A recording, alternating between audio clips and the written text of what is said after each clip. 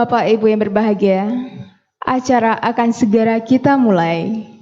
Demi kenyamanan acara kita, kami mohon kepada Bapak Ibu untuk dapat mengalih getarkan ponselnya. Terima kasih.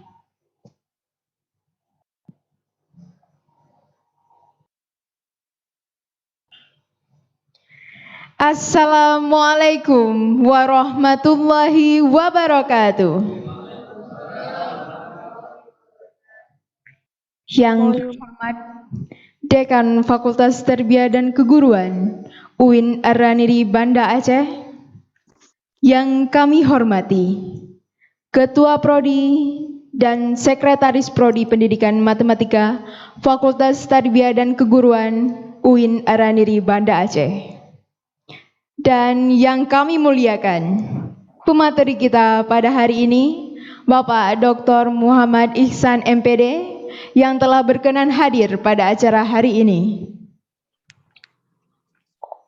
Dan selamat datang kami ucapkan kepada Bapak Ibu undangan dan peserta yang hadir baik secara luring maupun daring dalam acara Studium General Prodi Pendidikan Matematika. Dengan mengucapkan Bismillahirrahmanirrahim, acara Studium General dengan tema Metodologi Penelitian Kuantitatif, Kualitatif, dan Mix Metode dalam Penelitian Pendidikan yang diselenggarakan oleh Prodi Pendidikan Matematika UIN Ar-Raniri Banda Aceh secara daring maupun luring, Kamis 17 Juni 2021 dimulai. Untuk memberkahi acara kita pada hari ini, marilah sama-sama kita membacakan Ummul Quran. Al-Fatihah dimulai.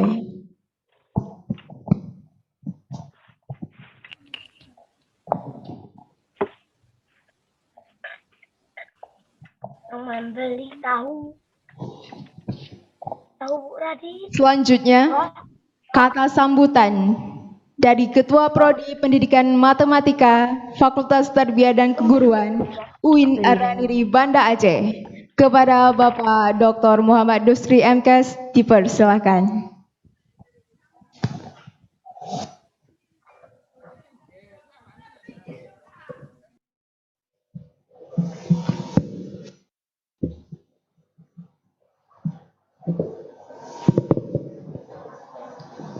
Pak Dekan.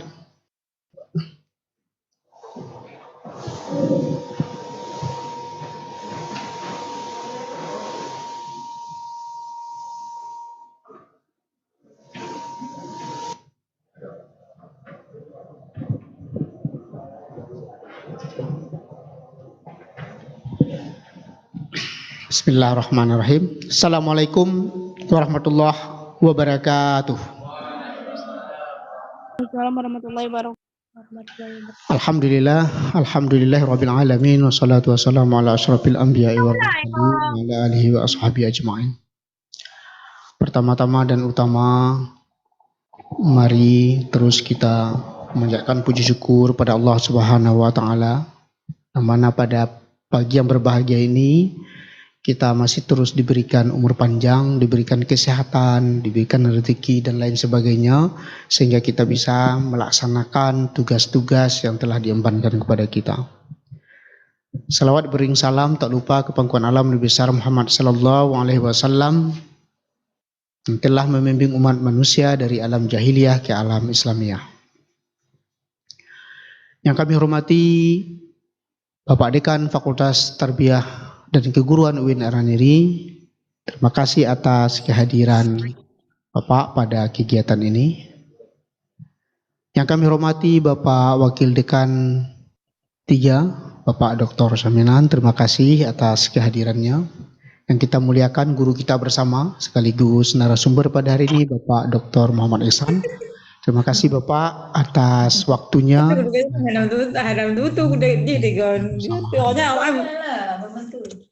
Kami hormati Bapak dan Ibu Ketua Prodi dalam lingkungan Fakultas Tarbiyah.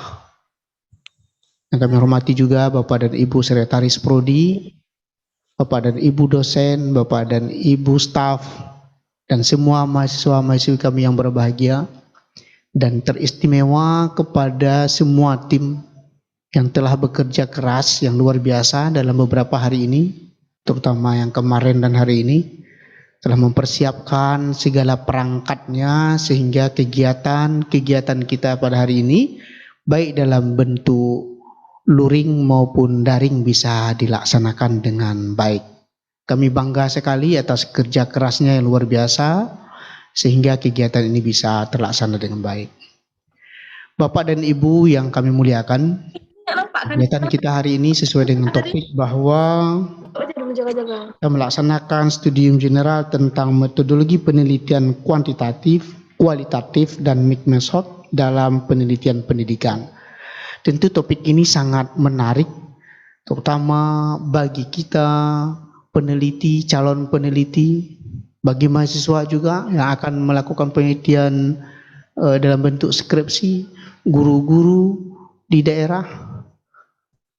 Tentu hal ini sangat dibutuhkan.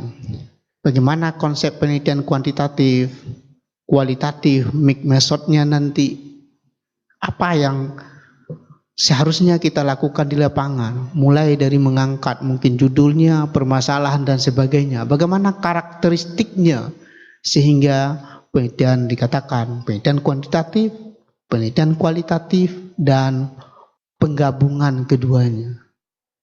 Tentu mudah-mudahan dengan kegiatan kita selama lebih kurang 3 jam pada hari ini, bisa nanti kita diskusikan dengan baik, kita bisa memahaminya dengan baik, sehingga nanti dalam pelaksanaan di lapangan, terutama ketika merancang penelitian, sudah sesuai dengan prinsip-prinsip metodologinya. Kami berharap kita semua, baik yang hadir di ruangan ini maupun yang berhadir secara daring, mudah-mudahan nanti bisa berpartisipasi aktif untuk berdiskusi sehingga betul-betul kita memahami dengan baik bagaimana secara teoritis dan aplikatifnya tentang penelitian kuantitatif, kualitatif, dan mixed methodnya nanti, insya Allah. Kami sangat berharap dari kita nanti ya partisipasi aktifnya sehingga kegiatan ini betul-betul sangat bermakna nantinya, insya Allah. Terima kasih sekali lagi kepada narasumber kita, Bapak Dr. Muhammad Ihsan, yang telah meluangkan waktu, tentu jauh-jauh hari, dan pada hari ini alhamdulillah sudah berhadir. Dan terima kasih pula kepada Bapak dan Ibu, baik yang luring maupun yang daring. Semoga kegiatan kita ini betul-betul bermakna bagi kita dalam mengembangkan terutama nanti pengetahuan kita tentang penelitian di lapangan. Kami akhiri, lebih kurang mohon maaf. Wabillahi taufiq wal hidayah. Assalamualaikum warahmatullahi wabarakatuh.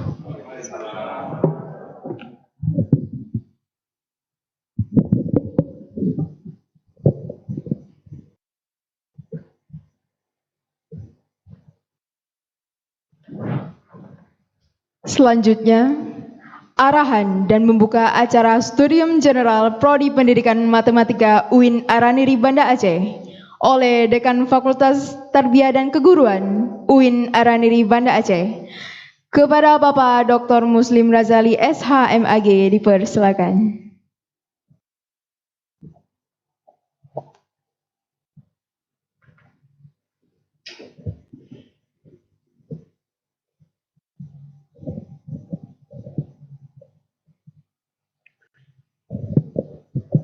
Assalamualaikum warahmatullahi wabarakatuh. Hamdan syukran lillah wassalatu wassalamu ala asrafil anbiya wal mursalin wa ala alihi wa ashabihi ajmain. Yang kami hormati Bapak Ketua Prodi Jurusan Matematika Fakultas Tarbiyah UIN Araniri Banda Aceh. Yang kami hormati Bapak-bapak, Ibu-ibu Ketua Jurusan beserta seriusan di lingkungan Fakultas Tarbiyah UIN Araniri Banda Aceh. Yang kami hormati Bapak-bapak, Ibu-ibu, para dosen di Fakultas Tarbiyah UIN Araniri Banda Aceh, yang kami hormati panitia pelaksana Studium General pada hari yang berbahagia ini, juga dari semua yang kami muliakan dan hormati, yaitu Bapak Dr. M. Ihsan dari Universitas Syiah Kuala.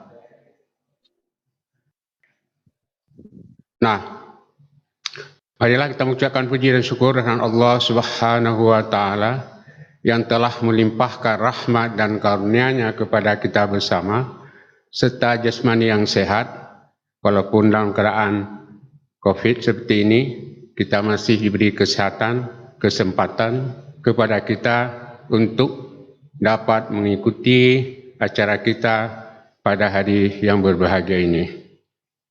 Seterusnya, salawat dan salam kita sampaikan kepada junjungan kita Nabi besar Muhammad sallallahu alaihi wasallam yang telah membawa kita di alam kegelapan kepada alam ilmu pengetahuan.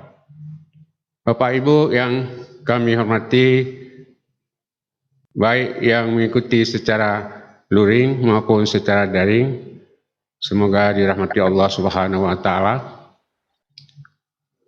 Pada hari yang berbahagia ini, kita telah dapat mengikuti atau sedang dan akan kita laksanakan di Studium General yang diadakan oleh jurusan Matematika Fakultas Tarbiyah UIN Araniri.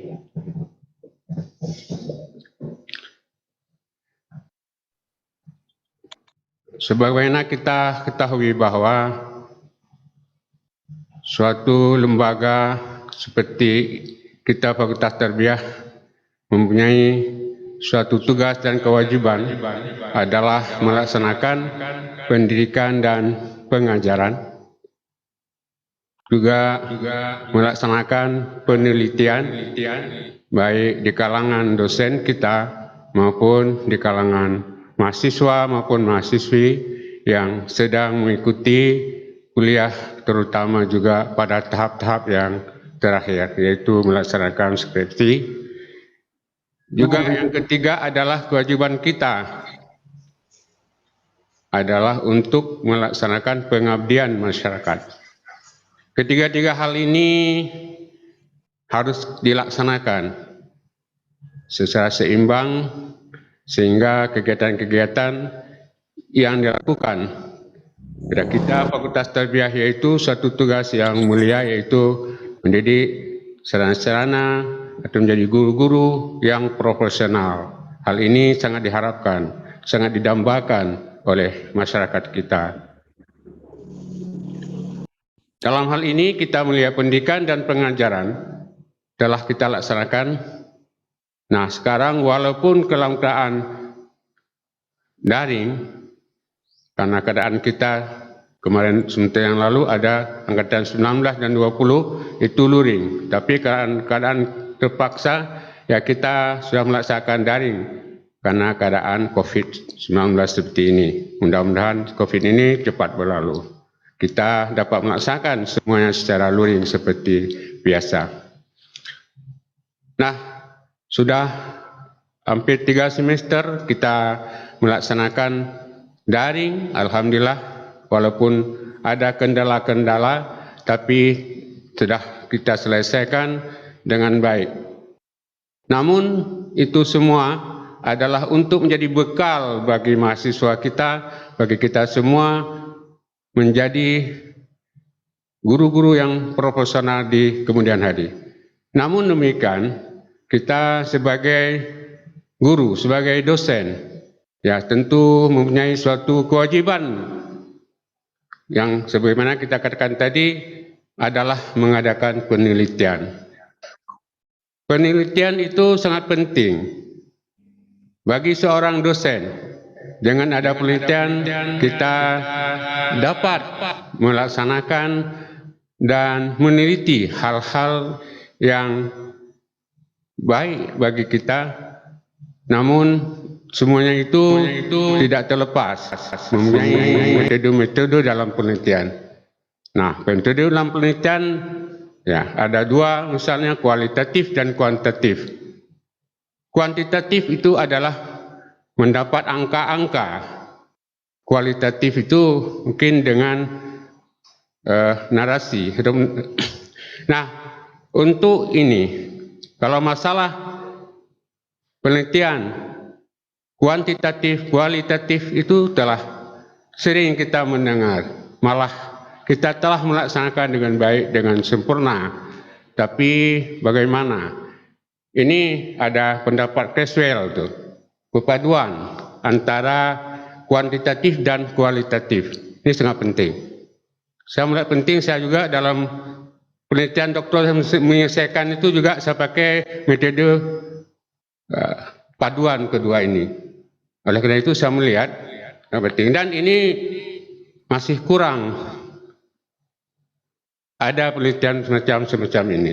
Nah, perlu pada hal ini ya kita melihat perpaduan ini ada Creswell itu. Lalu kita baca ada yang berbahasa Inggris dan sekarang sudah ada diterjemahkan.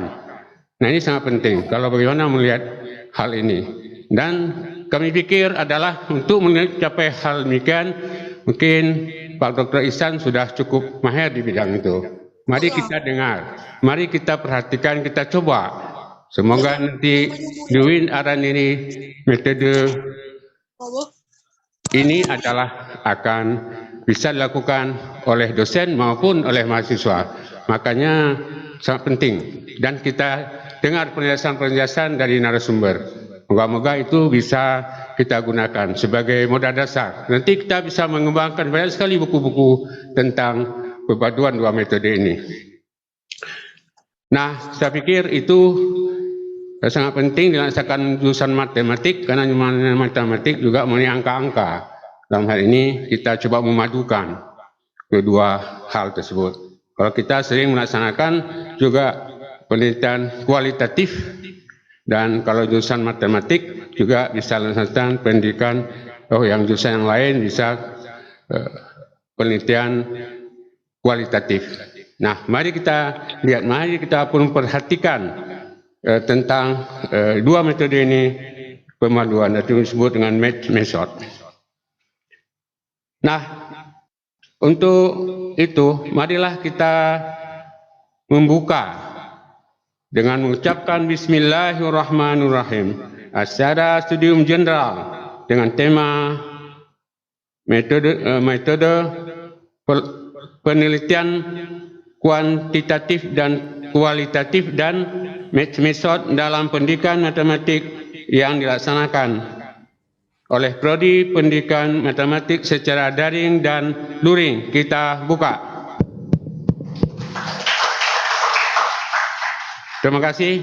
Semoga studium jenderal ini dapat menjadi pelajaran pengajaran bagi kita semua. Dan sekali lagi saya ucapkan memberikan apresiasi kepada jurusan matematik, terutama kepada panitia yang telah melaksanakan ini, sehingga pada hari ini telah dapat melaksanakan seperti ini dengan kita mengikuti arahan, mungkin juga bimbingan, terutama oleh Bapak narasumber kita. Dan terima kasih lagi Pak kepada Bapak narasumber yang sudah berhadir di hadapan kita. Semoga kita dapat menyerap ilmunya. Billahi taufik wal hidayah. Mohon maaf atas tidak berkenan. Assalamualaikum warahmatullahi wabarakatuh.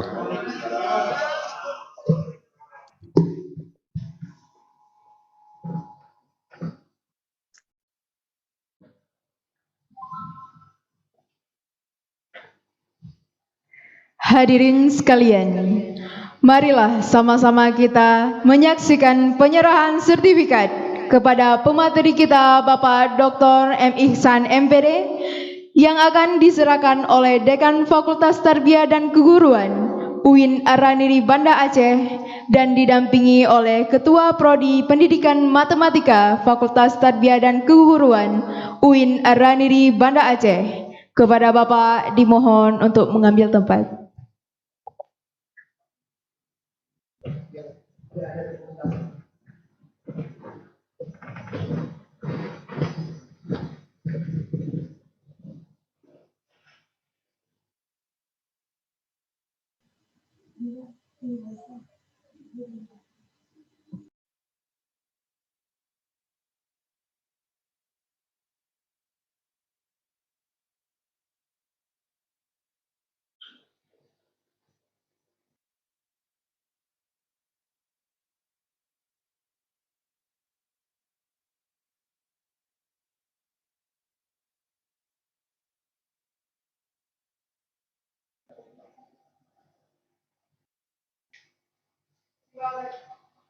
Terima kasih. Dengan hormat kami mohon Bapak untuk mengambil tempat semula.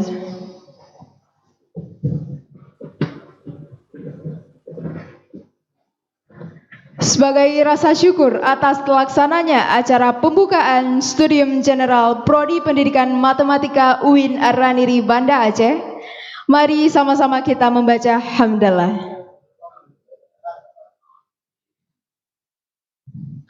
Demikian serangkaian acara pembukaan Studium General dengan tema Metodologi Penelitian Kuantitatif, Kualitatif, dan Mix Method dalam Penelitian Pendidikan yang diselenggarakan oleh Prodi Pendidikan Matematika UIN Ar-Raniri Banda Aceh secara daring maupun luring. Selanjutnya, acara akan dipandu oleh moderator, yaitu Ibu Susanti MPD. Sehingga saya selaku MC pamit undur diri. Terima kasih atas perhatiannya. Mohon maaf jika ada kesalahan. Billahi taufik wal hidayah. Wassalamualaikum warahmatullahi wabarakatuh.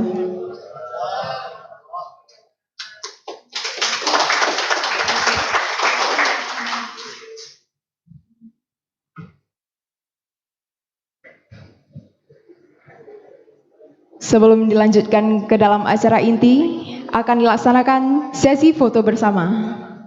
Kepada Bapak dimohon untuk mengambil tempat.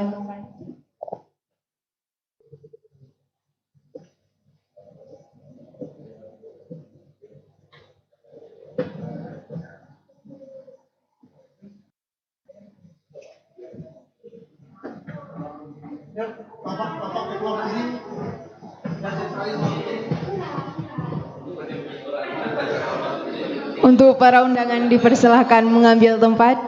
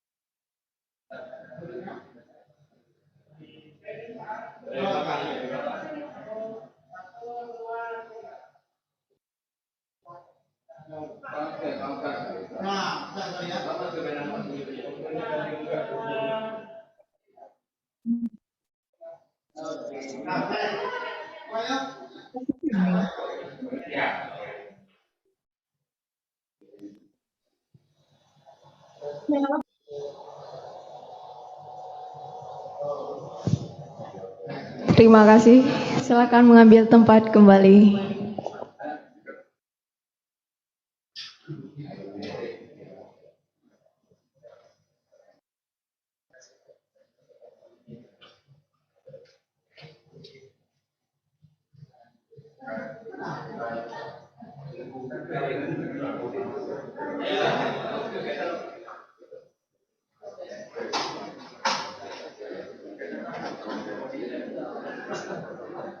Enggak isi yang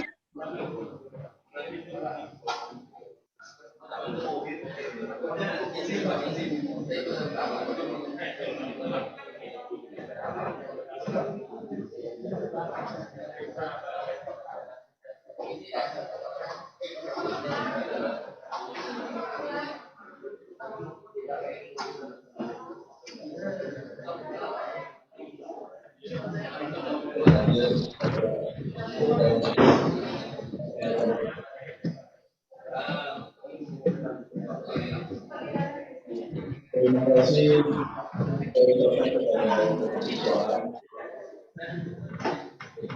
yang tak ada batas waktunya menyampaikan baik secara administrasi tentang sekolah dan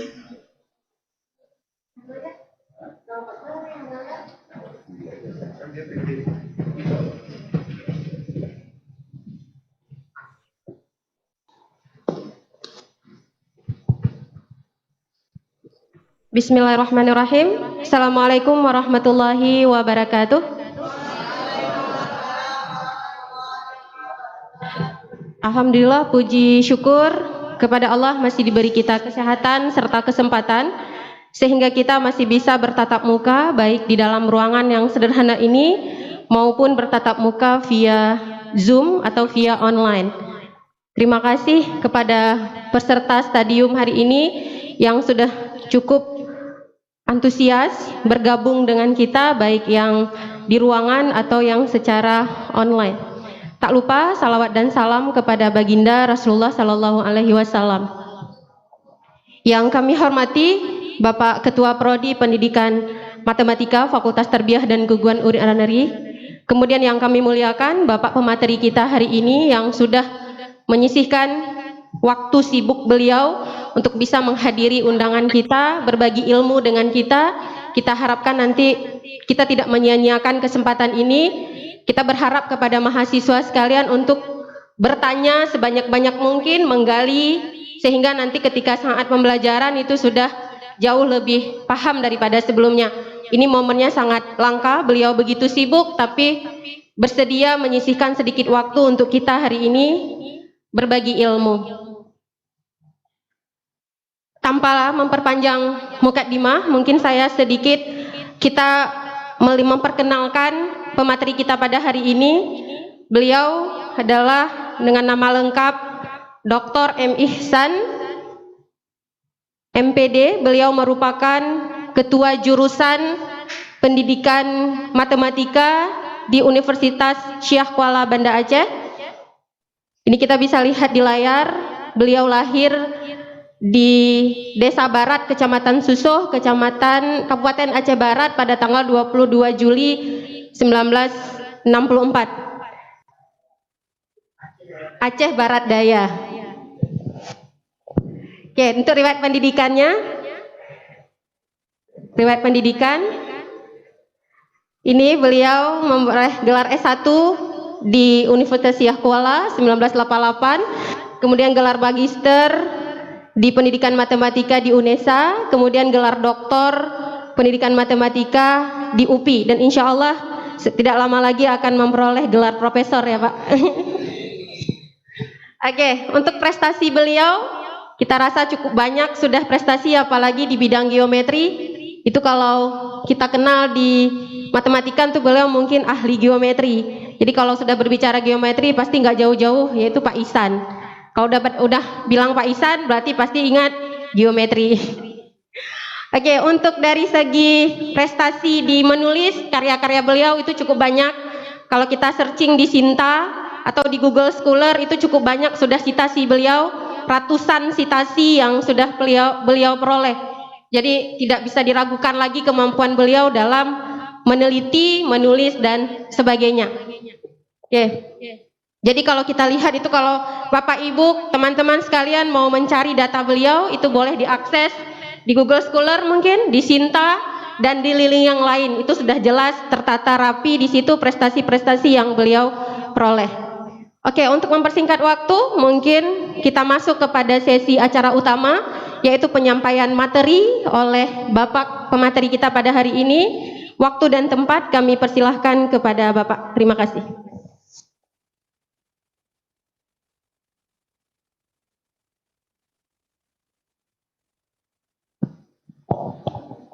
Bismillahirrahmanirrahim. Assalamualaikum warahmatullahi wabarakatuh. Syukur alhamdulillah kita panjatkan kehadirat Allah Subhanahu wa taala. Pagi ini kita dipertemukan dalam ruangan yang berbahagia ini. Selawat dan salam kepada junjungan alam Nabi Muhammad sallallahu alaihi wasallam yang telah menuntun kita semua umat manusia untuk bisa menjalani hidup di dunia dengan sejahtera dan insya Allah bahagia pula di negeri akhirat nanti. Yang saya hormati Ketua Prodi Ketua Prodi Pendidikan Matematika UIN, kemudian juga staf pengajar UIN yang hadir di sini, juga semua peserta baik secara daring maupun secara luring yang mengikuti acara Stadium General di pagi yang berbahagia ini. Baiklah peserta sekalian, saya diberi tema ini, yaitu metodologi penelitian kuantitatif, kualitatif, dan mix method. Saya kira ini dalam waktu yang relatif singkat kita harus paparkan. Sebagian kita tentu sudah punya pengetahuan, wawasan tentang ketiga metode ini. Mungkin kita pertajam nanti lebih, karena waktu dengan 3 topik itu saya kira sangat-sangat tidak mungkin kita mengeksplorasi secara maksimal, secara dalam. Jadi Bapak dan Ibu atau peserta semua, kalau memang menginginkan, nanti kita bisa di waktu-waktu yang lain, tapi saya akan terangkan draft atau kerangka atau garis besar outline dari penelitian ketiga metode tersebut. Nah, seperti kata Pak Dekan tadi, ada sesuatu yang baru, yaitu penggabungan 2 metode yang ini masih diperdebatkan oleh para ahli. Sebagian buku mengatakan boleh, sebagian buku mengatakan tidak. Mari kita lihat sekarang, kita ulas secara tuntas mengapa, yang tidak setuju why, yang setuju juga mengapa harus dilakukan. Baik, Bapak dan Ibu peserta kuliah umum yang saya hormati, kita lanjut sekarang ke yang pertama dulu. Saya harus terangkan ke Bapak Ibu, ya, yang pertama, nah, penelitian kita tahu, saya mulai konsep dasar penelitian. Dalam arti yang luas itu adalah sebagai upaya untuk mencari cara pemecahan masalah dan atau menjawab suatu pertanyaan. Itu konsep dasar penelitian, yaitu sebagai upaya untuk mencari cara penyelesaian permasalahan dan atau menjawab pertanyaan. Makanya ketika mau meneliti apa pertanyaan, apa masalahnya, itu selalu yang jadi dikedepankan, baik itu kuantitatif, kualitatif, mix atau R&D. Semua jenis penelitian kita hanya 3, kita tidak sampai ke research and development atau yang lainnya. Jadi yang berikutnya, kegiatan yang dilakukan oleh peneliti itu untuk masuk itu pada dasarnya adalah mengumpulkan bukti-bukti. Mengumpulkan bukti yang diperlukan untuk mendukung kebenaran cara dan atau jawabannya tadi. Jadi benar caranya diinikan secara teori. Kemudian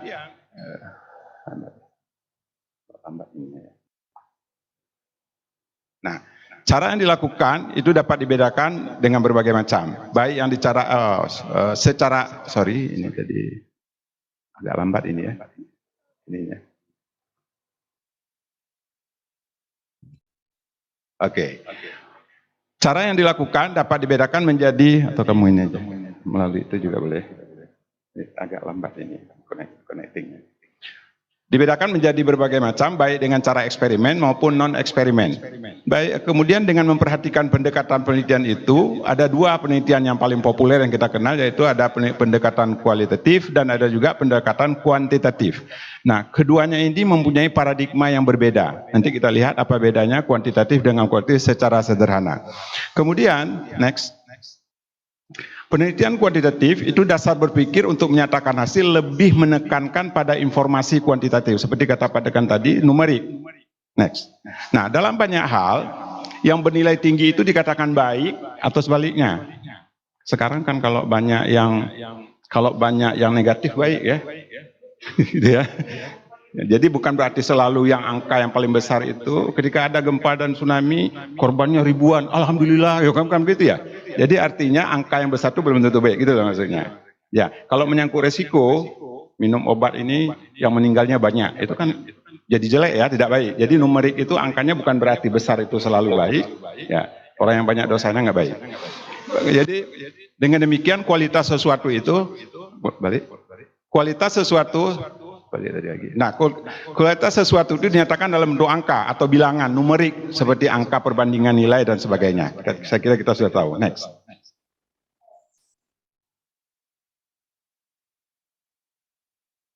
Nah, saya kira di beberapa contoh dalam kita belum masuk ke pendidikan, misalnya proporsi dokter atas jumlah penduduk, kematian balita atas jumlah kelahiran, juga peneliti jumlah peneliti atau jumlah penduduk. Berapa banyak kita misalnya jumlah peneliti dalam jumlah penduduk kalau kita lihat, atau jumlah dosen yang melakukan penelitian juga ada. Nah, pendapatan perorangan atau income per kapita, tingkat inflasi dan semacamnya. Itu dalam yang umum. Nanti kita lihat dalam pendidikan. Next.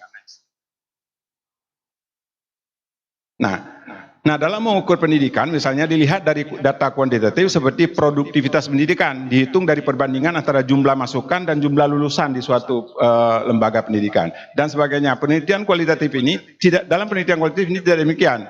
Kualitatif itu lebih melihat makna gejala yang dijumpai di lapangan. Next.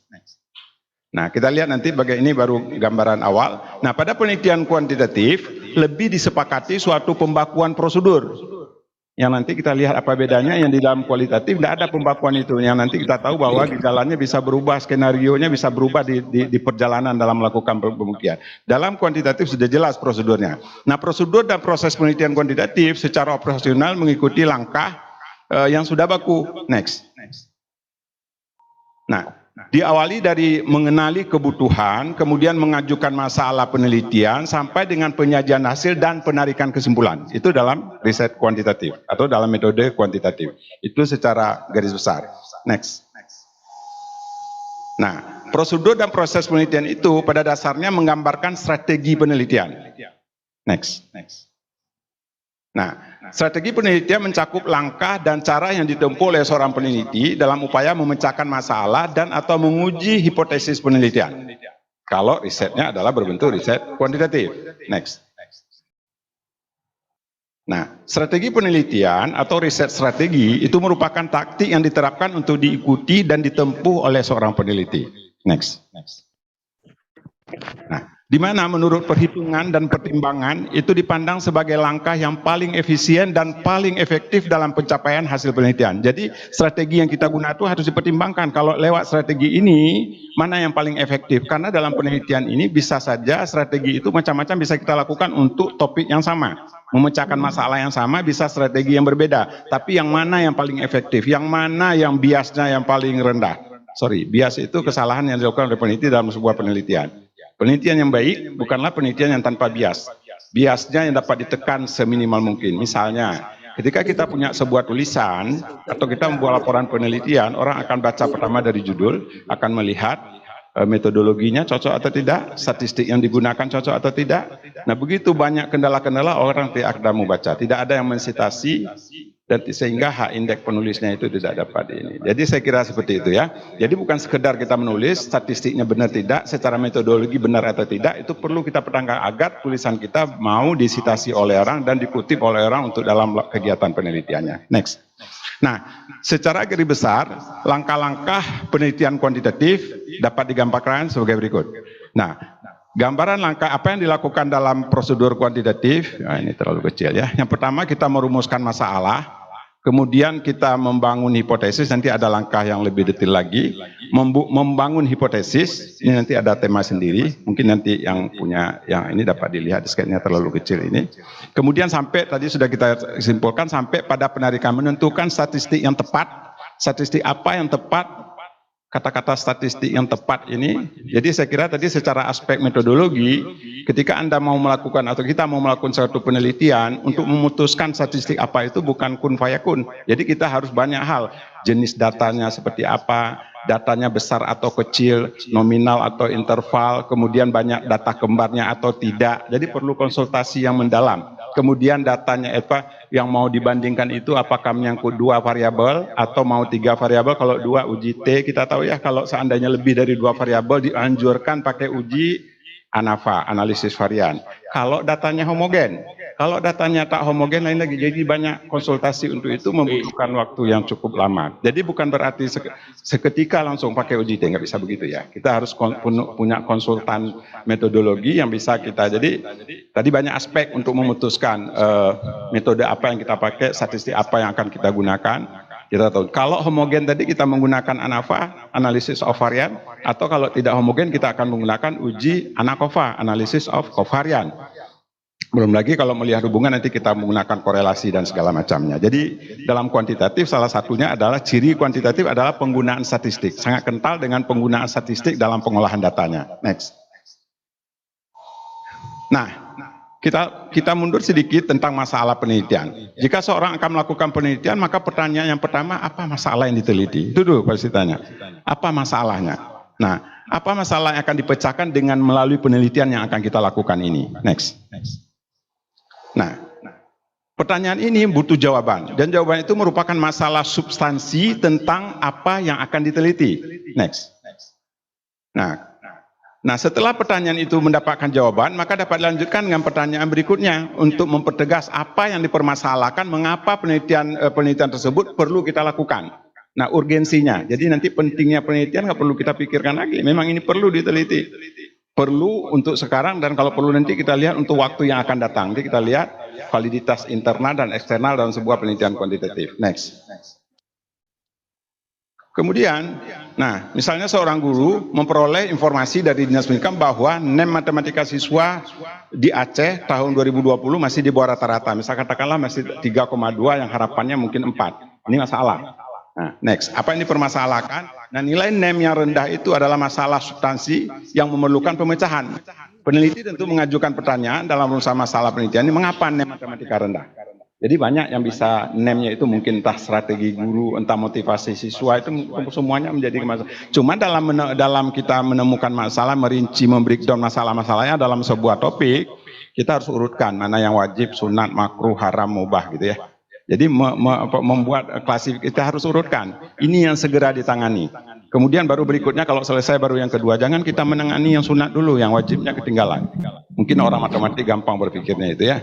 Dalam mengelola keuangan di rumah tangga kan juga kita begitu ya, skala prioritas mana kebutuhan primer, mana yang sekunder. Jangan ada juga penelitian tuh hari ini diteliti, besok ada luar sah. Jangan lakukan. Ya, hari pagi diteliti, sore udah nggak laku lagi gitu ya. Anda beli handphone, hari ini beli, besok sudah ada yang jenis baru lagi gitu ya. Oke, kita lanjut. Next. Nah, kemudian hipotesis. Jadi penelitian kuantitatif itu adalah adanya hipotesis. Nah, kita tahu bahwa hipotesis itu jawaban sementara ya. Jawaban sementara terhadap pertanyaan penelitian yang harus perlu diuji. Nah, kemudian hipotesis dirumuskan berdasarkan hasil. Saya tidak ini lagi karena kita sebagian sudah tahu, karena nanti kita akan menghabiskan waktu pada hal yang lebih krusial. Nah, hipotesis dirumuskan berdasarkan telah pustaka, kajian telah pustaka atau telah teoretik, sehingga bentuk rumusannya harus sejalan dengan hasil telah pustaka atau bahasan teoretik. Jadi bisa berdasarkan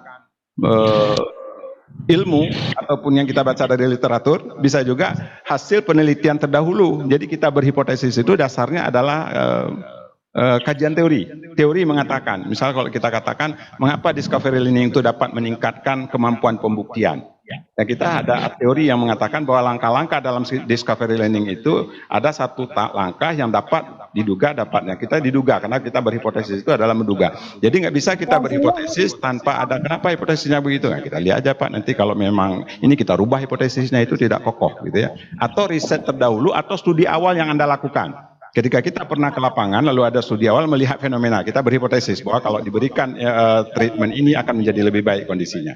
Next. Nah, kemudian ada dua bentuk rumusan hipotesis yang kita kenal, ada hipotesis nul atau nul hipotesis, kemudian ada yang kedua disingkat H0 gitu ya. Yang kedua ada hipotesis penelitian atau riset hipotesis yang lazim pula disebut dengan hipotesis alternatif atau HA. Ada buku yang menulisnya H1. Sebenarnya bukan 0 itu ya, kalau 0 pasangannya 1 mungkin dibuat. Jadi H1 atau H alternatif itu. Kita tahu dalam teorinya hipotesis yang diduga oleh si peneliti itu tempatnya di HA. Jadi H0 itu adalah apa namanya? Kalau kita lihat ingkaran secara logika.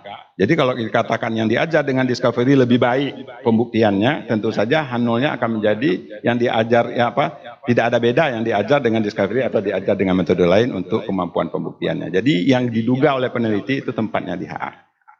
Itu kalau ada hipotesis penelitiannya. Next.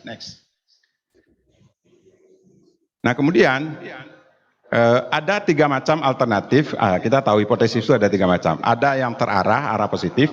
Ada yang terarah, arah negatif, alternatif 2. Kemudian yang ketiga adalah tidak berarah. Ya, yang ketiga tidak menunjukkan arah negatif. Kita udah tahu ya. Dandanya lebih besar, next lebih besar gitu ya, lebih baik. Yang diajar metode A lebih baik, itu arah positif. Yang diajar metode A tidak lebih baik, arah negatif. Yang kedua tidak ada beda, mau pakai A mau pakai B sama saja. Itu tidak berarah. Nah, kita satu arah, arah negatif, arah positif. Kemudian ada 2 arah, kita sebutnya 2 arah gitu ya. Jadi ini di dalam hipotesis. Nah, alternatif 1 dan 2 disebut hipotesis berarah atau direct hypothesis. Dan yang ketiga itu disebut hipotesis tidak berarah atau non-direct hypothesis. Nah, hipotesis penelitian yang diajukan dipilih salah satu dari 3 alternatif itu. Jadi kenapa memilih lebih besar, kenapa tandanya lebih kecil? Ini juga kemarin jadi perdebatan dalam buku Ferguson, Statistical Analysis in Psychology and Education, bahwa kalau kita sudah memilih H0-nya, H1-nya sebagai hipotesis penelitiannya mu1 lebih besar dari mu2, itu H0-nya itu selalu harus dinyatakan dengan tanda sama dengan. Kita kembali ke makna logika. Kan ini ingkarannya Pak, ini adalah logika statistik, bukan dalam konteks logika matematik. Karena dengan membuat tanda sama dengan itu, kekeliruan tipe 1 itu dapat ditekan. Itu di buku Ferguson, J.A. Ferguson. Next. Kemudian rancangan penelitian. Ciri penelitian kuantitatif ini juga kita, nah dalam penelitian kuantitatif perlu menetapkan model eksperimen atau rancangan eksperimennya. Jadi kalau saya cerita kuantitatif lebih kental dengan eksperimen, dalam kepala kita terus terbayang melakukan eksperimen. Next. Nah, dalam langkah ini peneliti menetapkan strategi penelitian yang akan ditempuh oleh karenanya ia harus menyusun rancangan eksperimen yang mana yang akan cocok dengan tema yang akan diteliti. Next. Nah, kita tahu bahwa kegiatan menyusun rancangan eksperimen dilakukan dengan berorientasi kepada masalah penelitian dan atau hipotesis penelitian kita. Jadi eksperimen yang kita gunakan ada beberapa macam, nanti kita lihat. Next. Nah, ada 3 kelompok besar jenis penelitian eksperimen yang kita sebut dengan pra-eksperimen. Kemudian yang kedua, eksperimen sungguhan, dan yang ketiga adalah eksperimen semu. Kita tahu semua, kita sudah kenal secara itu. Apa itu eksperimen pra-eksperimen, eksperimen sungguhan, dan eksperimen semu. Ini jenis-jenis desain penelitian. Next. Kita coba uraikan lagi, rancangan eksperimen yang termasuk dalam pra-eksperimen adalah one shot case study. Nah, jenis eksperimen ini, one shot case study, kita tahu kalau dalam dunia pendidikan, riset yang dilakukan di satu kelas saja, tanpa ada kelas kontrol, tanpa ada kelas pembanding. Jadi, ini salah satu kelemahan dari desain ini, tapi lemah bukan berarti tidak boleh dilakukan. Sama sekali tidak mempunyai internal validity. Apa itu internal validity? Bahwa membaiknya suatu keadaan belum tentu dijamin sepenuhnya oleh treatment yang diberikan oleh si peneliti itu. Jadi ini dalam one shot case study. Jadi untuk penelitian seperti apa kita menggunakan desain ini, untuk penelitian seperti apa dianjurkan tidak menggunakan desain ini. Jadi memilih suatu desain, memilih suatu metode itu betul-betul dipertimbangkan dengan tujuan. Jadi semua gagasan besarnya adalah tujuan, mau apa si peneliti ini. Nah, kalau mau apa itulah yang menuntun kita. Jadi bukan kita menggendong-gendong metodologinya. Saya harus kuanti, saya harus kuali. Padahal tujuannya tidak sinkron untuk kuali, tidak sinkron untuk kuanti. Jadi bukan metodenya yang kita gendong, tapi sekarang memang selama pandemi ini akhirnya kita harus mengambil sikap yang kadang-kadang agak sedikit menodai secara metodologi, gitu ya. Tapi agar mahasiswa bisa selesai. Misalnya banyak diarahkan untuk kualitatif karena tidak boleh melibatkan siswa yang banyak, karena salah satu ciri kuantitatif harus sampelnya harus lebih banyak. Kita tahu nanti semakin banyak sampel, semakin keputusan yang diambil itu semakin baik dalam penelitian kuantitatif. Ada populasi dan sampel, apa ciri populasi yang kita lihat lagi. Next, kemudian yang kedua, the one group pretest, post-test, group design. Jadi ada yang melakukan pretest. Nah, the one shot case study. Dan ini kita kenal bahwa kalau dalam sebuah penelitian, kalau di dalam pendidikan itu ingin memberikan sebuah treatment, lalu di awal diukur, kemudian diberikan treatment, desainnya kemudian di akhir diukur lagi. Jadi pretest, kemudian treatment tanpa ada kelas kontrol, tanpa ada kelas pembanding. Nah, ini juga saya akan terangkan. Nah, jadi one group pretest, post-test, group design ini adalah satu eksperimen di mana ada kelas eksperimen, ada kelas kontrol, kemudian ada pretest, ada post-test. Jadi pretest, post-test. Jadi ada dilakukan pretest, ada post-test. Nah, ketika kita memilih peneliti memilih desain ini, nah, melakukan pretest, melakukan post-test. Nanti ada desain yang tidak ada pretestnya, langsung melakukan post-test dengan satu kelas tanpa ada kelas kontrol. Jadi ini yang sering terjadi, ini paling sering dipakai dalam skripsi ataupun tesis mahasiswa S1 maupun mahasiswa S2. Nah, ketika kita memilih desain ini, pertimbangannya bukan karena ingin membandingkan. Kita hanya ingin jadi penelitian yang baik itu apabila peneliti itu dapat mengendalikan atau mengontrol variabel-variabel di luar perlakuan. Misalnya tadi kalau di one shot case tadi kenapa internal validity-nya rendah? Misalnya kalau kita meneliti di SMA Lab School. Jadi memberikan discovery learning melihat kemampuan pembuktian siswa SMA Lab School misalnya. Ketika Anda melakukan penelitian di situ lalu simpulannya kemampuannya menjadi lebih baik setelah diberikan discovery di Lab School. Orang tanya, di Lab School itu anak-anak dosen rata-rata kuliah di situ. Kemudian juga mereka sebagian besar ikut les. Kemudian juga IQ mereka yang tinggi-tinggi semua di sana. Lalu timbul pertanyaan, apa betul karena pengaruh discovery membaiknya prestasi anak dalam pembuktian tadi atau prestasi matematiknya? Nah, itu yang disebut dengan internal validity. Jadi kalau kita tidak punya kelas kontrol, tidak punya kelas pembanding, nah tentu saja kita tidak bisa jawab. Kita hanya mengatakan bahwa yang diajar discovery lebih baik. Tapi kalau ada kelas pembanding yang homogen, apa artinya homogen? Di dalam kelas ini ada yang EQ 100, di kelas ini juga ada yang 100. Di kelas ini ada laki, di sana juga ada laki, di sini ada perempuan, di sini anak dosen, di sana juga anak dosen. Itu makanya ada homogenitas. Jadi kalau itu pasti, jadi yang sudah punya kelas kontrol dia bisa meyakinkan diri bahwa faktor discovery lah yang menyebabkan, faktor treatment lah yang menyebabkan membaiknya prestasi anak tadi. Nah itu tadi. Jadi hadirnya kelas kontrol itu bukan karena niat ingin membandingkan. Kalau niat ingin membandingkan, tentu harus cari yang seimbang, membandingkan yang gemuk dengan yang gemuk, ya, perempuan dengan perempuan. Jadi model A dengan model B itu lain lagi desainnya. Desain penelitian kalau peneliti ingin membandingkan dua treatment, dua perlakuan, itu lain lagi. Jadi dalam hal kelas kontrol itu bukan kita mau bandingkan, tapi ketuntutan metodologi. Secara metodologi, riset yang baik, eksperimen yang baik, apabila si penelitinya dapat mengendalikan atau mengontrol variabel di luar treatmentnya. Apa saja dalam pendidikan di luar treatmentnya tadi? IQ, kondisi ekonomi, jenis kelamin, ya banyak. Jadi banyak sekali. Nah kalau ada kelas kontrol itu terkontrol semua. Di sana dosen, di sana ada, di sini ada. Kalau IQ yang tinggi di sana ada, anak yang IQ rendah di sini ada juga. Maka ada uji tes homogenitas. Pakai apa? Menguji tes homogenitas itu? Normalitas dan homogenitas ya. Uji homogenitas, normalitas banyak ya. Uji F gitu ya. Varian terbesar dibagi dengan varian terkecil, kita tahu itu sudah di statistik. Jadi saya tidak uraikan itu ya. Sedangkan uji normalitas yang sering deskripsi mahasiswa adalah chi-square, chi kuadrat. Sebenarnya bukan itu, banyak jenisnya. Nah tergantung data kita. Baik. Kemudian apa bedanya kalau untuk S1 ini dalam bidang pendidikan, untuk normalitas dan homogenitas itu tidak begitu ketat. Boleh Anda menanya, Bu, tolong kasihkan saya 2 kelas yang homogen, cukup untuk S1 karena latihan untuk meneliti. Nah, tapi kalau Anda mau lakukan uji homogenitasnya gimana? Lebih baik. Masalah cukup dengan lebih baik itu kan masalah bias tadi ya. Sedangkan untuk S2 nggak boleh lagi. Datang ke sekolah, Bu, kasih saya 2 kelas yang homogen, nggak bisa. Karena harus tingkat S2 tentu saja penelitiannya harus lebih ketat lagi. Betul-betul terjamin normalitas dan homogenitasnya. Jadi betul-betul harus diuji. Nah, ada juga penelitian kalau lihat data diasumsikan normal. Diasumsikan, berarti dia tidak melakukan uji normalitas.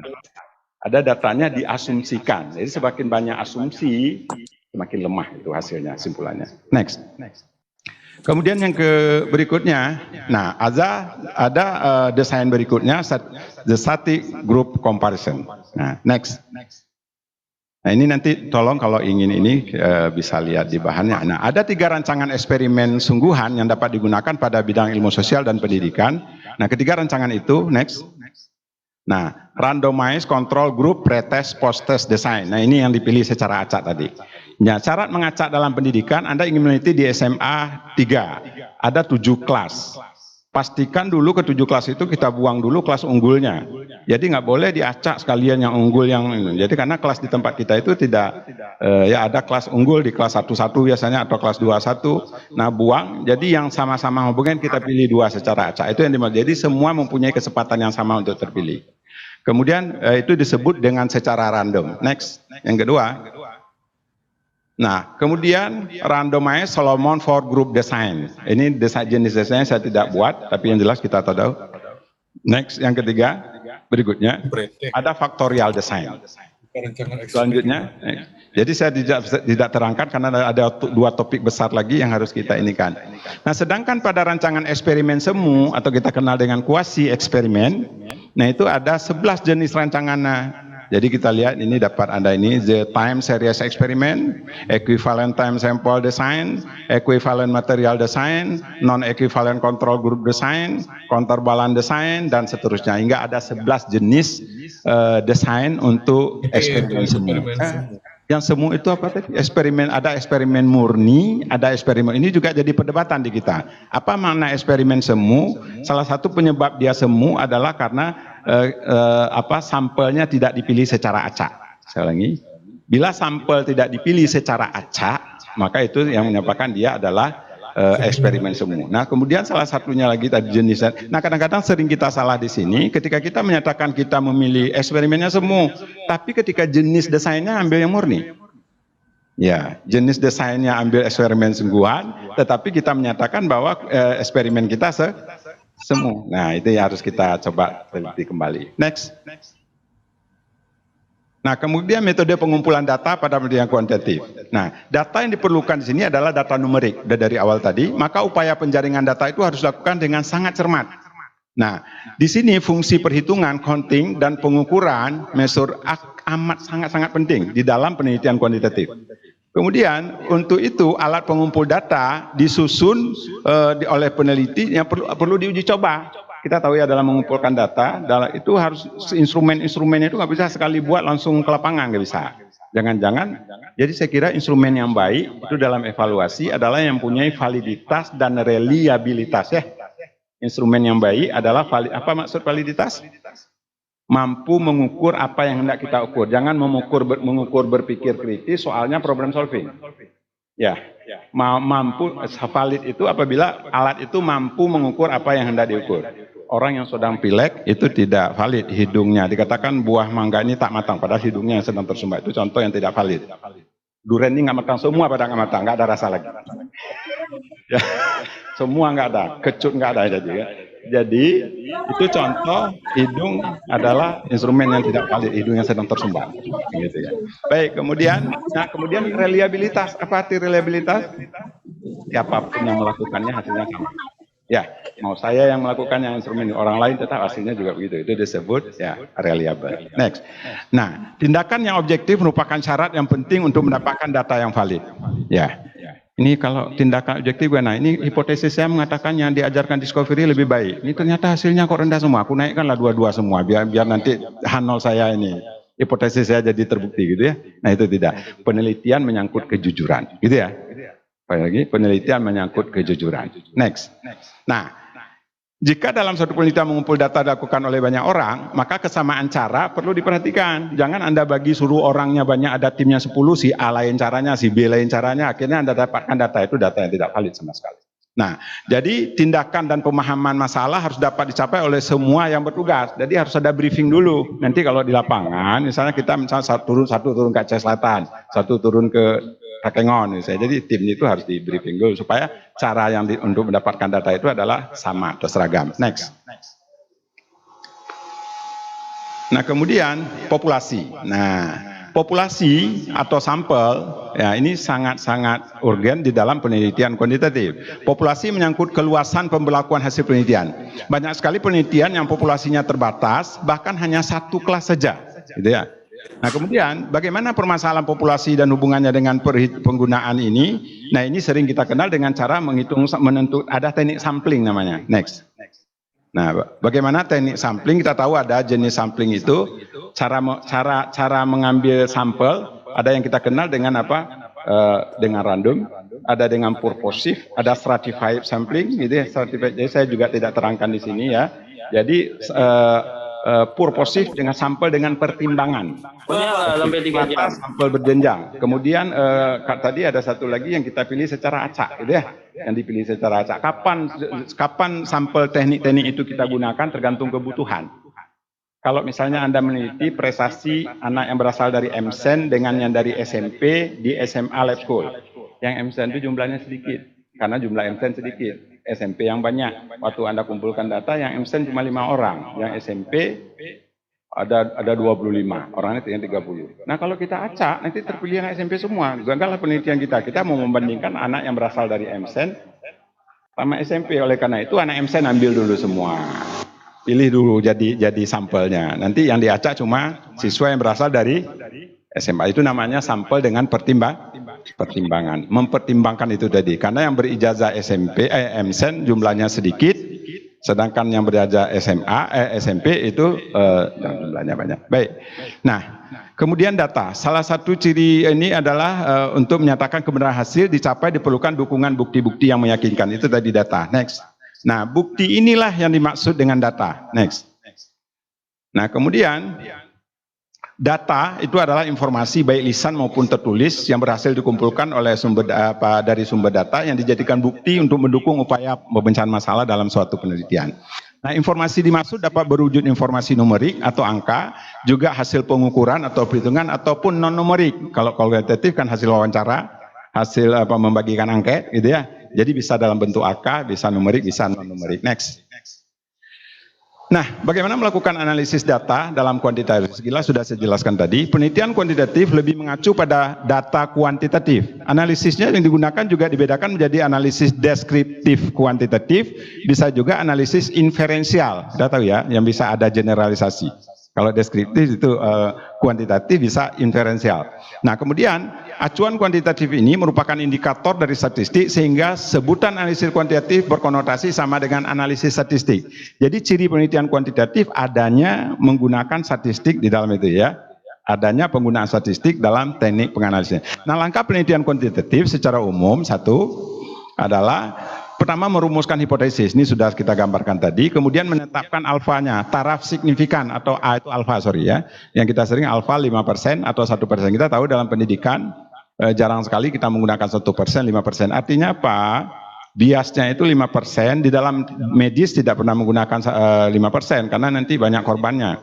Kita menguji sebuah obat, yang 5% mana lebih baik meninggal 5% dengan 1% sampelnya, kan lebih baik yang 1% kan. Jadi sangat ketat sehingga dalam dunia medis itu hanya ada 1%. Sedangkan di pendidikan itu boleh 5% gitu ya. Jadi misalnya mengujikan model discovery di suatu sekolah, korbannya 5%. Korbannya artinya nggak paham anak-anak gitu dengan discovery yang sudah. Nah, oke, next. Kemudian yang ketiga menentukan sampel dan mengumpulkan data yang diperlukan. Oke, yang keempat menentukan teknik analisis. Saya sudah jelaskan tadi. Statistik apa yang akan digunakan dari data saya ini itu perlu konsultasi. Saya ulangi, datanya nominal, interval, rasio. Itu harus tahu yang pertama dulu. Yang kedua besar atau kecil. Kita tahu ya, uji statistik untuk sampel besar berbeda dengan uji statistik untuk sampel kecil, gitu ya. Kemudian sampai kalau yang lebih teliti lagi, apakah data kembar kita banyak atau tidak? Nah, itu ya. Jadi ini betul-betul perlu konsultasi dengan pakar statistik untuk memutuskan statistik mana yang mau digunakan. Kemudian menarik kesimpulan dan hasil analisis data. Next. Nah, inilah langkah-langkah dalam hipotesis. Nah, contoh penelitian yang mungkin dilakukan dalam pendidikan yang isinya adalah pendekatan kuantitatif atau menggunakan pendekatan kuantitatif. Yang pertama, peningkatan kemampuan berpikir kritis matematis siswa SMA atau SMP melalui pembelajaran geometri dengan pendekatan induktif berbantuan geometri skepet. Nah, dengan skepet gitu ya, geometri skepet. Jadi, nah ini kalau kita lihat, ini juga peningkatan kemampuan. Apa bedanya kalau peningkatan itu dibuang, hanya kemampuan saja, itu harus berbeda seharusnya. Kalau kemampuan saja, kalau peningkatan beda ya. Nah, gitu. Jadi itu nanti kita ini. Kemudian peningkatan kemampuan generalisasi matematis siswa sekolah menengah atas melalui metode pembelajaran penemuan terbimbing. Ketiga, pengaruh pembelajaran ekspositori. Nah, ini dan seterusnya. Pengaruh ini Pak, pengaruh kan pakai korelasi? Tidak. Di dalam uji kita bisa mengukur pengaruh dengan menggunakan uji beda. Saya ulangi, tidak selalu judul pengaruh itu diselesaikan dengan menggunakan korelasi gitu. Next. Nah, ini untuk sementara tema kita untuk penelitian kuantitatif. Saya lanjut menerangkan biar nanti sesinya kita buka sekaligus dengan 3 pendekatan ini. Next. Nah, pendekatan kualitatif. Nah, kita tahu bahwa penelitian kualitatif yang sering juga disebut dengan istilah etnografik, nah atau naturalistic inquiry, nah merupakan salah satu pendekatan penelitian yang dapat ditempuh oleh peneliti dalam memecahkan masalah yang akan diteliti. Terutama di sini awal gejala munculnya karena masalah sosial dan kemasyarakatan. Ini bukan berarti kita tidak. Dulu awal munculnya orang menggunakan kualitatif karena untuk masalah-masalahnya. Sekarang untuk masalah-masalah lain juga sudah banyak digunakan kualitatif. Nah, kedua pendekatan tersebut memiliki ciri yang berbeda memang. Dan berbeda pula dalam mendekati permasalahan yang diteliti. Kita lihat apa perbedaannya. Next. Nah, perbedaan yang terjadi, kalau kita lihat dari segi perspektif teori, kita kenal bahwa paradigma penelitian kuantitatif itu adalah positivisme. Saya sudah di awal tadi, yaitu dia menguji teori. Sedangkan paradigma yang digunakan pada penelitian kuantitatif adalah fenomenologisme atau naturalistik. Sehingga pendekatannya kita lihat di sini adalah eksperimen atau survei untuk kuantitatif, sedangkan untuk kualitatif adalah naturalistik atau etnografi. Tujuannya, kalau penelitian kuantitatif ingin verifikasi, apakah yang diajar dengan ini lebih baik atau tidak, verifikasi, untuk menguji teori. Nah, kemudian sedangkan pada penelitian kualitatif, itu adalah penerimaan. Nah, kalau lihat, kemudian sikapnya reduksionisme dan ekspansionisme itu beda antara, banyak sebenarnya beberapa hal di sini yang dapat kita inikan dalam, tapi yang jelas itu paradigma kuantitatif itu yang berbeda adalah dengan kualitatif. Jadi nanti bagaimana kita padu paradigmanya berbeda tergantung kebutuhan. Saya sekali lagi, kita jangan melihat perbedaan. Kalau memang tujuannya menginginkan lebih dalam, kenapa kita tidak bisa memadukan keduanya? Next. Nah, karakteristik penelitian kualitatif, next. Nah, sumber data pokok dalam penelitian kualitatif ini diperoleh dalam setting yang alami. Ini yang disebutkan natural setting. Jadi adalah setting yang sangat alami. Kemudian yang kedua, peneliti berusaha memahami gejala yang terjadi itu secara alami, secara alamiah gitu ya. Jadi betul-betul, nah peneliti berusaha, next, kembali lagi tadi. Nah, peneliti berusaha memahami gejala secara alami, next. Nah, kemudian kedudukan peneliti itu adalah kunci dalam penjaringan data. Makanya sering apa instrumennya peneliti sendiri. Apa maksud peneliti sendiri? Dia yang menentukan data apa yang dia inginkan, gitu ya. Next. Nah, dalam pengumpulan data, peneliti merupakan instrumen pokok di mana peneliti menyatu secara integratif dalam proses observasi dan wawancara. Nggak boleh diwakilkan. Kalau kuantitatif tadi kan bisa, yang ke Takengon berangkat kamu, yang ke Aceh Barat Daya berangkat ini ya. Tapi kualitatif nggak boleh, karena harus penelitinya hadir di sana. Nah, memang dimungkinkan penggunaan instrumen lain dalam penelitian kualitatif jika diperlukan. Misalnya kita memerlukan tes, kita memerlukan kuesioner, kemudian untuk melengkapi data kuantitatif kita, silakan. Nah, kemudian akan tetapi hal itu tidak bisa menggantikan fungsi peneliti. Ya, misalnya ada kuesioner, kasih aja, kan ada kuesioner, bagikan aja gitu. Tapi kita nggak hadir lagi, nggak boleh. Padahal itu tadi kan data untuk melengkapi, data pembantu. Masa yang pembantunya penelitinya nggak datang gitu ya? Ya gitu. Next.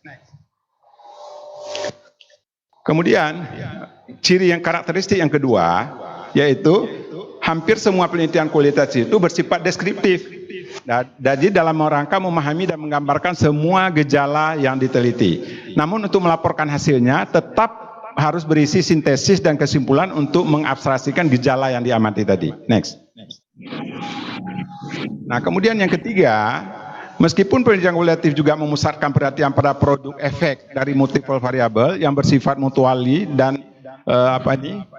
simultaneous shaping, tapi pada umumnya peneliti ini digunakan untuk memahami proses di mana shaping tersebut terjadi. Makanya sering penelitian kualitatif itu terjadi di tempat kita teliti aja. Kita tidak bisa mengatakan misalnya di kelas A, kelas B tak boleh, apalagi ke sekolah yang lain. Jadi di mana penelitian dia. Jadi sangat-sangat terbatas hasil yang kita dapatkan dengan penelitian kualitatif. Yang keempat, next. Kualitatif riset atau penelitian kualitatif ini, analisis kualitatif umumnya bersifat induktif. Induktif terutama pada fase awal penelitian. Tahu ya beda induktif, deduktif. Induktif itu ya dia melihat dari awal, ketika dia survei ke lapangan dia lihat fenomena ini. Lalu dia simpulkan, oh mungkin begini. Itu induktif di saat awal kegiatan. Nah, pendekatan ini memungkinkan munculnya permasalahan baru yang perlu diidentifikasi dan dijadikan fokus penelitian berikutnya. Nah, analisis yang bersifat deduktif logis itu tetap digunakan tapi pada fase akhir. Deduktifnya dilakukan pada fase akhir. Pada fase awal secara induktif nggak jadi masalah. Induktif tahu ya, dalam orang matematik kan ada itu PIM, prinsip induksi matematik kan induktif itu. Dari contoh-contoh dia simpulkan. Misalnya ada beberapa orang pernah kenal dengan perempuan, kenal laki-laki dari Biren buaya, dari Takengon buaya, semua laki-laki buaya, itu induktif. Padahal dengan 2-3 contoh menyimpulkan itu induktif. Yang deduktif itu apa? Ya. Padahal dari Abdia belum dicoba. Gitu ya. Jadi itu ya, induktif, ada deduktif. Ya, jadi kalau kita tahu bahwa penelitian kuantitatif itu adalah penelitian yang dapat dilakukan generalisasi. Jadi deduktif. Misalnya kalau dari matematik kita ambil rumus ABC. Adakah persamaan kuadrat yang tidak bisa menentukan akarnya dengan rumus ABC? Ada ya semua ya. Itu karena memang rumus ABC yang berlaku umum. Apapun persamaan kuadratnya dapat kita selesaikan dengan menggunakan rumus ABC. Ya, oke. Next. Nah, yang kelima, penelitian kualitatif mengutamakan data primer dengan maksud agar peneliti mampu mendalami gejala yang menjadi pusat perhatian berkaitan dengan konteks di mana gejala itu muncul. Nah, next. Kemudian yang keenam, karakteristik yang keenam dalam penelitian kualitatif itu diperlukan triangulasi. Nah, ini yang paling penting. Ciri utama penelitian kualitatif adalah triangulasi, yaitu proses mengecek keabsahan data. Bagaimana jenis-jenis triangulasi ini ada di buku Moleong atau Anda bisa baca, ada beberapa macam, triangulasi sumber, triangulasi waktu gitu ya. Jadi ini tolong didalami lagi yang sudah memilih kualitatif. Nah, kalau tidak ada triangulasi, saya kira itu kekuatannya jadi bukan kualitatif gitu ya kalau tidak melakukan triangulasi. Next. Kemudian individu yang diteliti biasanya disebut partisipan atau teman yang dapat diajak kerjasama dalam penelitian. Umumnya lebih berfungsi sebagai informan dan daripada sebagai responden. Betul-betul dia mendapatkan informasi. Nah, dalam penelitian kualitatif ini permasalahan penting dilihat dari kacamata orang yang diteliti, jangan dari kacamata si peneliti. Nah, itu karakteristik utamanya yang berbeda tadi dengan penelitian kuantitatif. Next.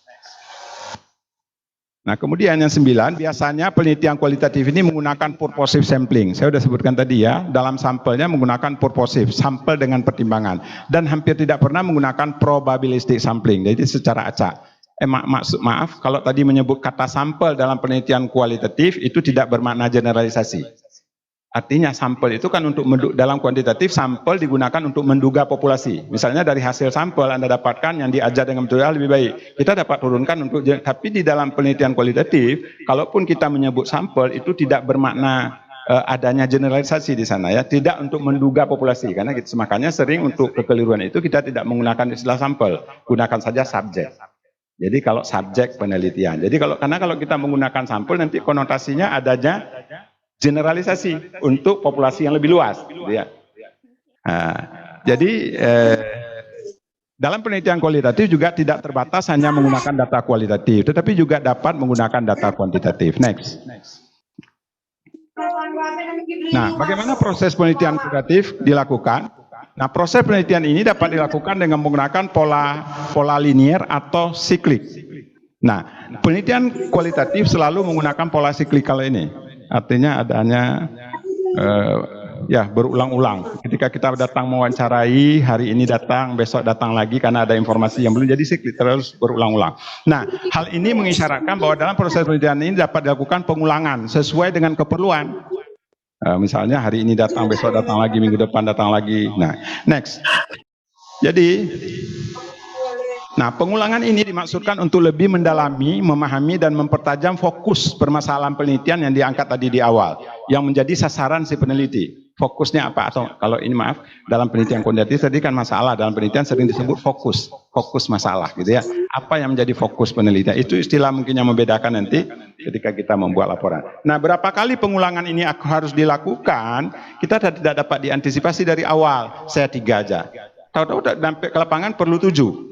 Jadi tidak bisa diantisipasi sebelumnya pada awal penelitian, yang beda pada penelitian kuantitatif. Nah, hal ini sangat tergantung dari kondisi proses pada setiap circle. Kalau circle kedua selesai, ya sudah selesai.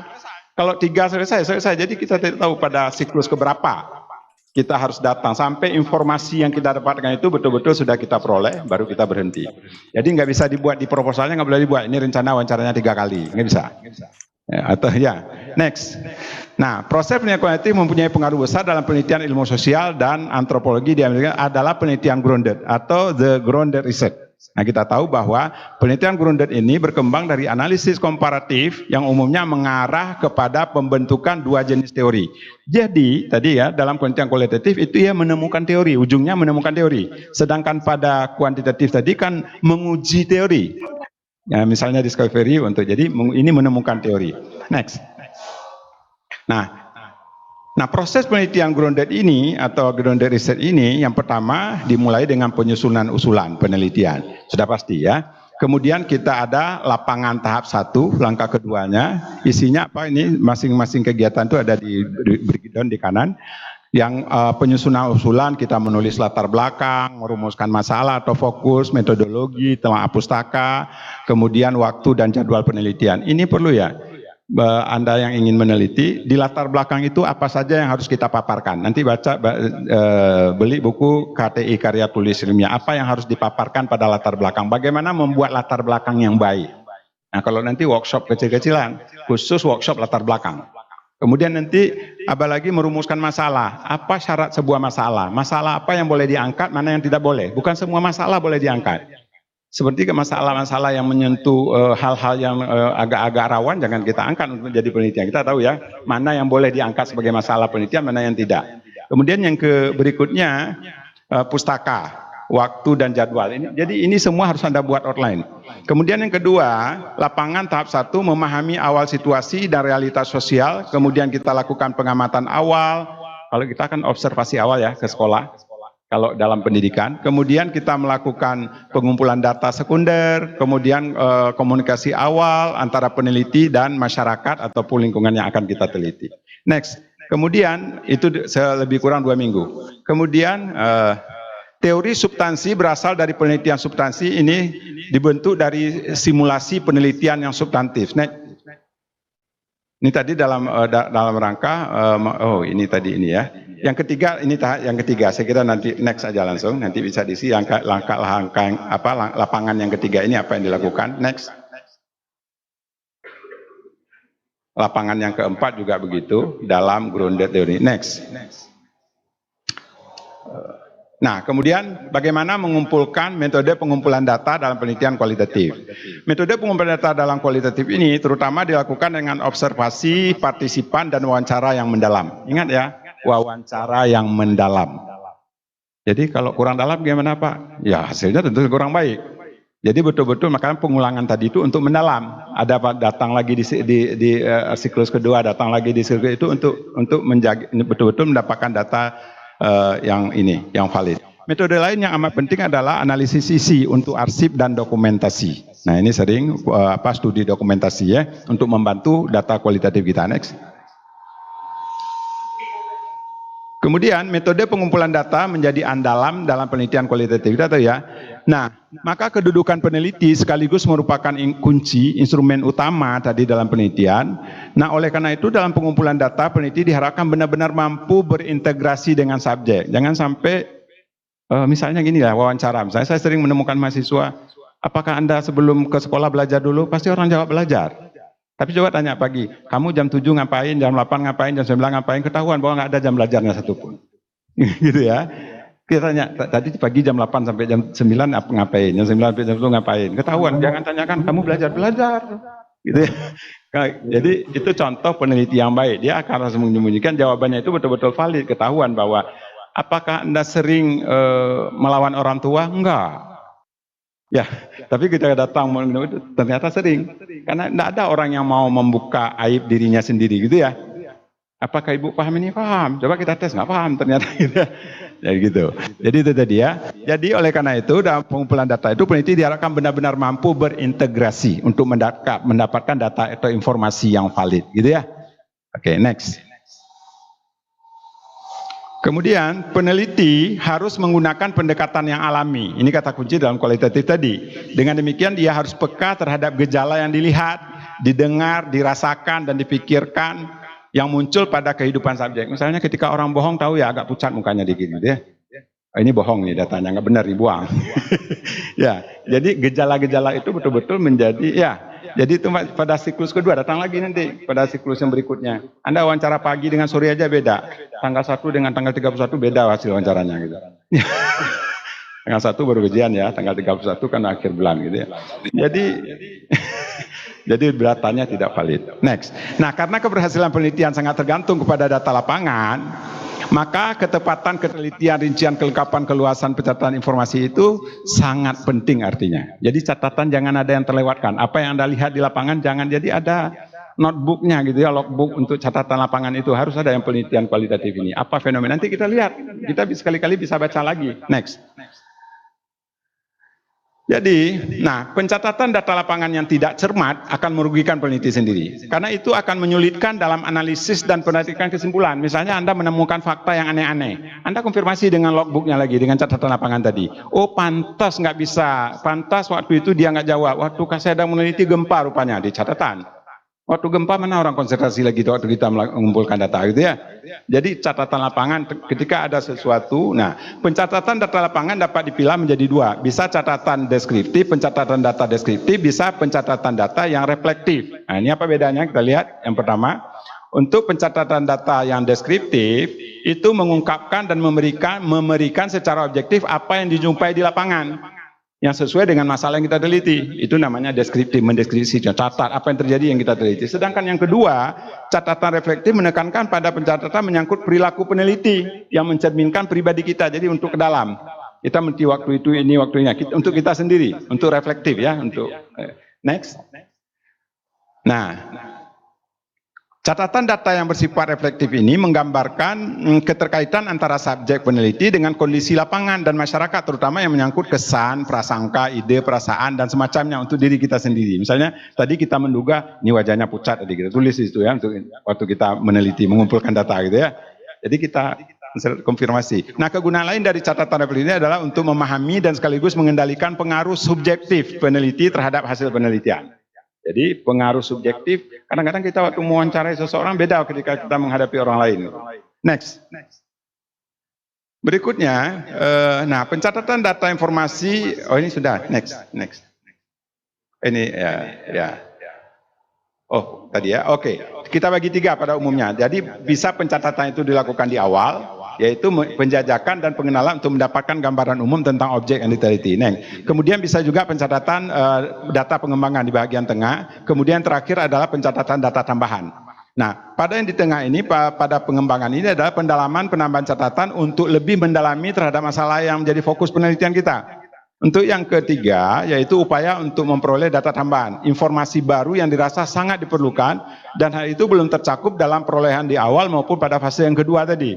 Jadi pencatatan itu ada tiga, kalau kita lihat tadi ada yang bagian awal, bagian tengah, dan bagian akhir. Kalau di akhir Anda masih memerlukan, itu disebut data tambahan. Tapi tetap yang pertama adalah, yang kita utamakan adalah data yang pengembangannya. Next. Kemudian bagaimana pemilihan subjek? Subjek yang diteliti itu lebih disebut informan, ini sudah kita sebutkan tadi. Nah pemilihan sampel yang dijadikan informan ini tidak berdasarkan probabilistic sampling, tidak secara random, itu sudah pasti, dari kita sebutkan. Tapi disesuaikan dengan harapan yang paling mungkin informasi yang diinginkan itu dapat diperoleh.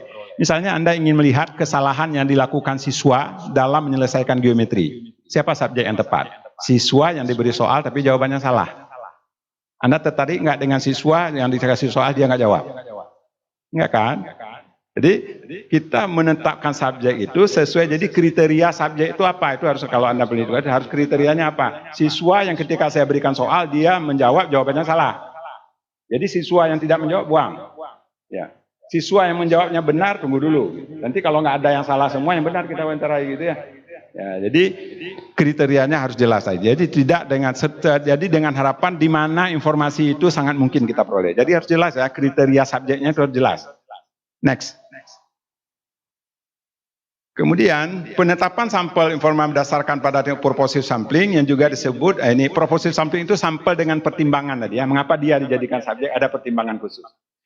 Subjek informan harus dideskripsikan dengan jelas tadi, itu yang tadi. Nah, perlu dicatat dengan cermat identitasnya yang berhubung dengan usia, jenis kelamin, agama, karena ini akan waktu kita analisis nanti akan menjadi faktor penyebab. Misalnya kita Anda wawancarai guru, nggak tahu gurunya ini guru blok. Ada di kami ada guru blok, musim libur dia datang, setelah libur dia pulang, habis mata kuliah waktu itu, maaf. Jadi mungkin beda dengan guru yang ditempa, memang betul-betul seperti Anda ini selama 4 tahun Nah, waktu kita wawancarai, kita bilang guru kurang mengetahui. Ternyata guru ini dari proses ijazahnya atau kurikulumnya, boleh aja kurikulum KTSP. Ini guru ini ternyata produk K13, gitu ya. Jadi harus catatan data tentang subjek itu harus jelas. Usianya berapa, kalau perlu alumni dari mana, jenis kelaminnya itu harus jelas betul. Dideskripsikan untuk subjek itu. Jadi nggak boleh main betul-betul, itu harus Anda dapatkan. Next. Nah, hal-hal tersebut berkaitan dengan ketepatan, relevansi, dan kualitas informasi yang akan diperoleh nanti. Nah, berkaitan dengan triangulasi, atau ini sudah kita sebut tadi, perlu dicermati lagi hubungan informan itu dengan informan lain. Misalnya ketika kita melihat kesalahan siswa, kan cross-check-nya ke guru dulu yang pertama ya.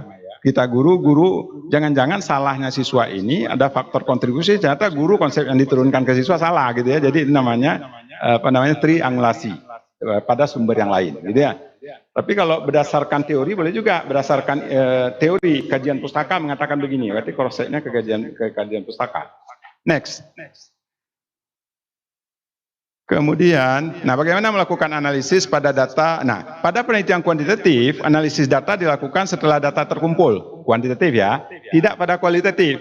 Dalam penelitian kualitatif, analisis data dilakukan pada saat proses, pada saat kita meneliti itu sudah terjadi pengumpulan data, sudah terjadi analisis data. Pada saat kita meneliti langsung dianalisis fenomenanya ini langsung. Jadi analisis data terjadi bukan setelah data terkumpul. Wawancara ke Melabuh lalu balik lagi ke sini, nanti bawa hasil wawancara di sini diolah, nggak bisa begitu. Nanti Anda lupa apa yang terjadi di sana. Jadi makanya proses analisis data itu terjadi pada saat mulai, bukan berarti setelah nggak ada lagi, ada. Jadi mulai dari saat pengumpulan data berlangsung dan juga pada saat seluruh data terkumpul. Jadi dua pada proses. Kuantitatif tidak begitu. Kuantitatif kumpulkan dulu, nanti baru dianalisis. Itu ya. Itu bedanya. Pada kualitatif tidak demikian. Anda tidak bisa membayangkan apa yang terjadi, udah lupa. Apalagi filenya ditindih-tindih, nanti nggak ingat lagi. Blank semua gitu ya. Karena udah masuk yang lain. Next.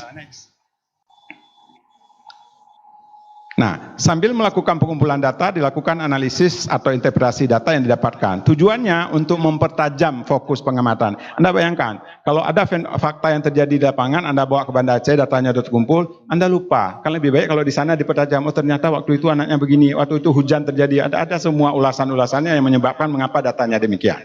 Itu ya. Jadi itu. Kemudian tujuannya untuk mempertajam fokus tadi, memperdalam masalah yang diperkirakan urgen dan relevan dengan pokok permasalahan yang diteliti. Next. Kemudian berkaitan dengan pengulangan atau cycle penelitian yang perlu ditinjau lanjut, maka hasil analisis data selama proses pengumpulan data berlangsung ini sangat penting artinya. Kemudian dengan cara ini peneliti dapat melakukan pengamatan terfokus yang selektif terhadap hal yang sangat penting dalam arti relevan dengan pokok permasalahan yang diteliti. Next.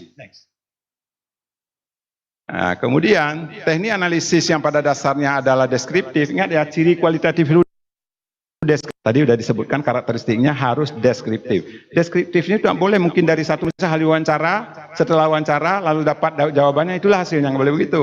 Jadi ada peta analisisnya dulu. Misalnya kalau Anda meneliti 3 orang siswa tentang problem solving.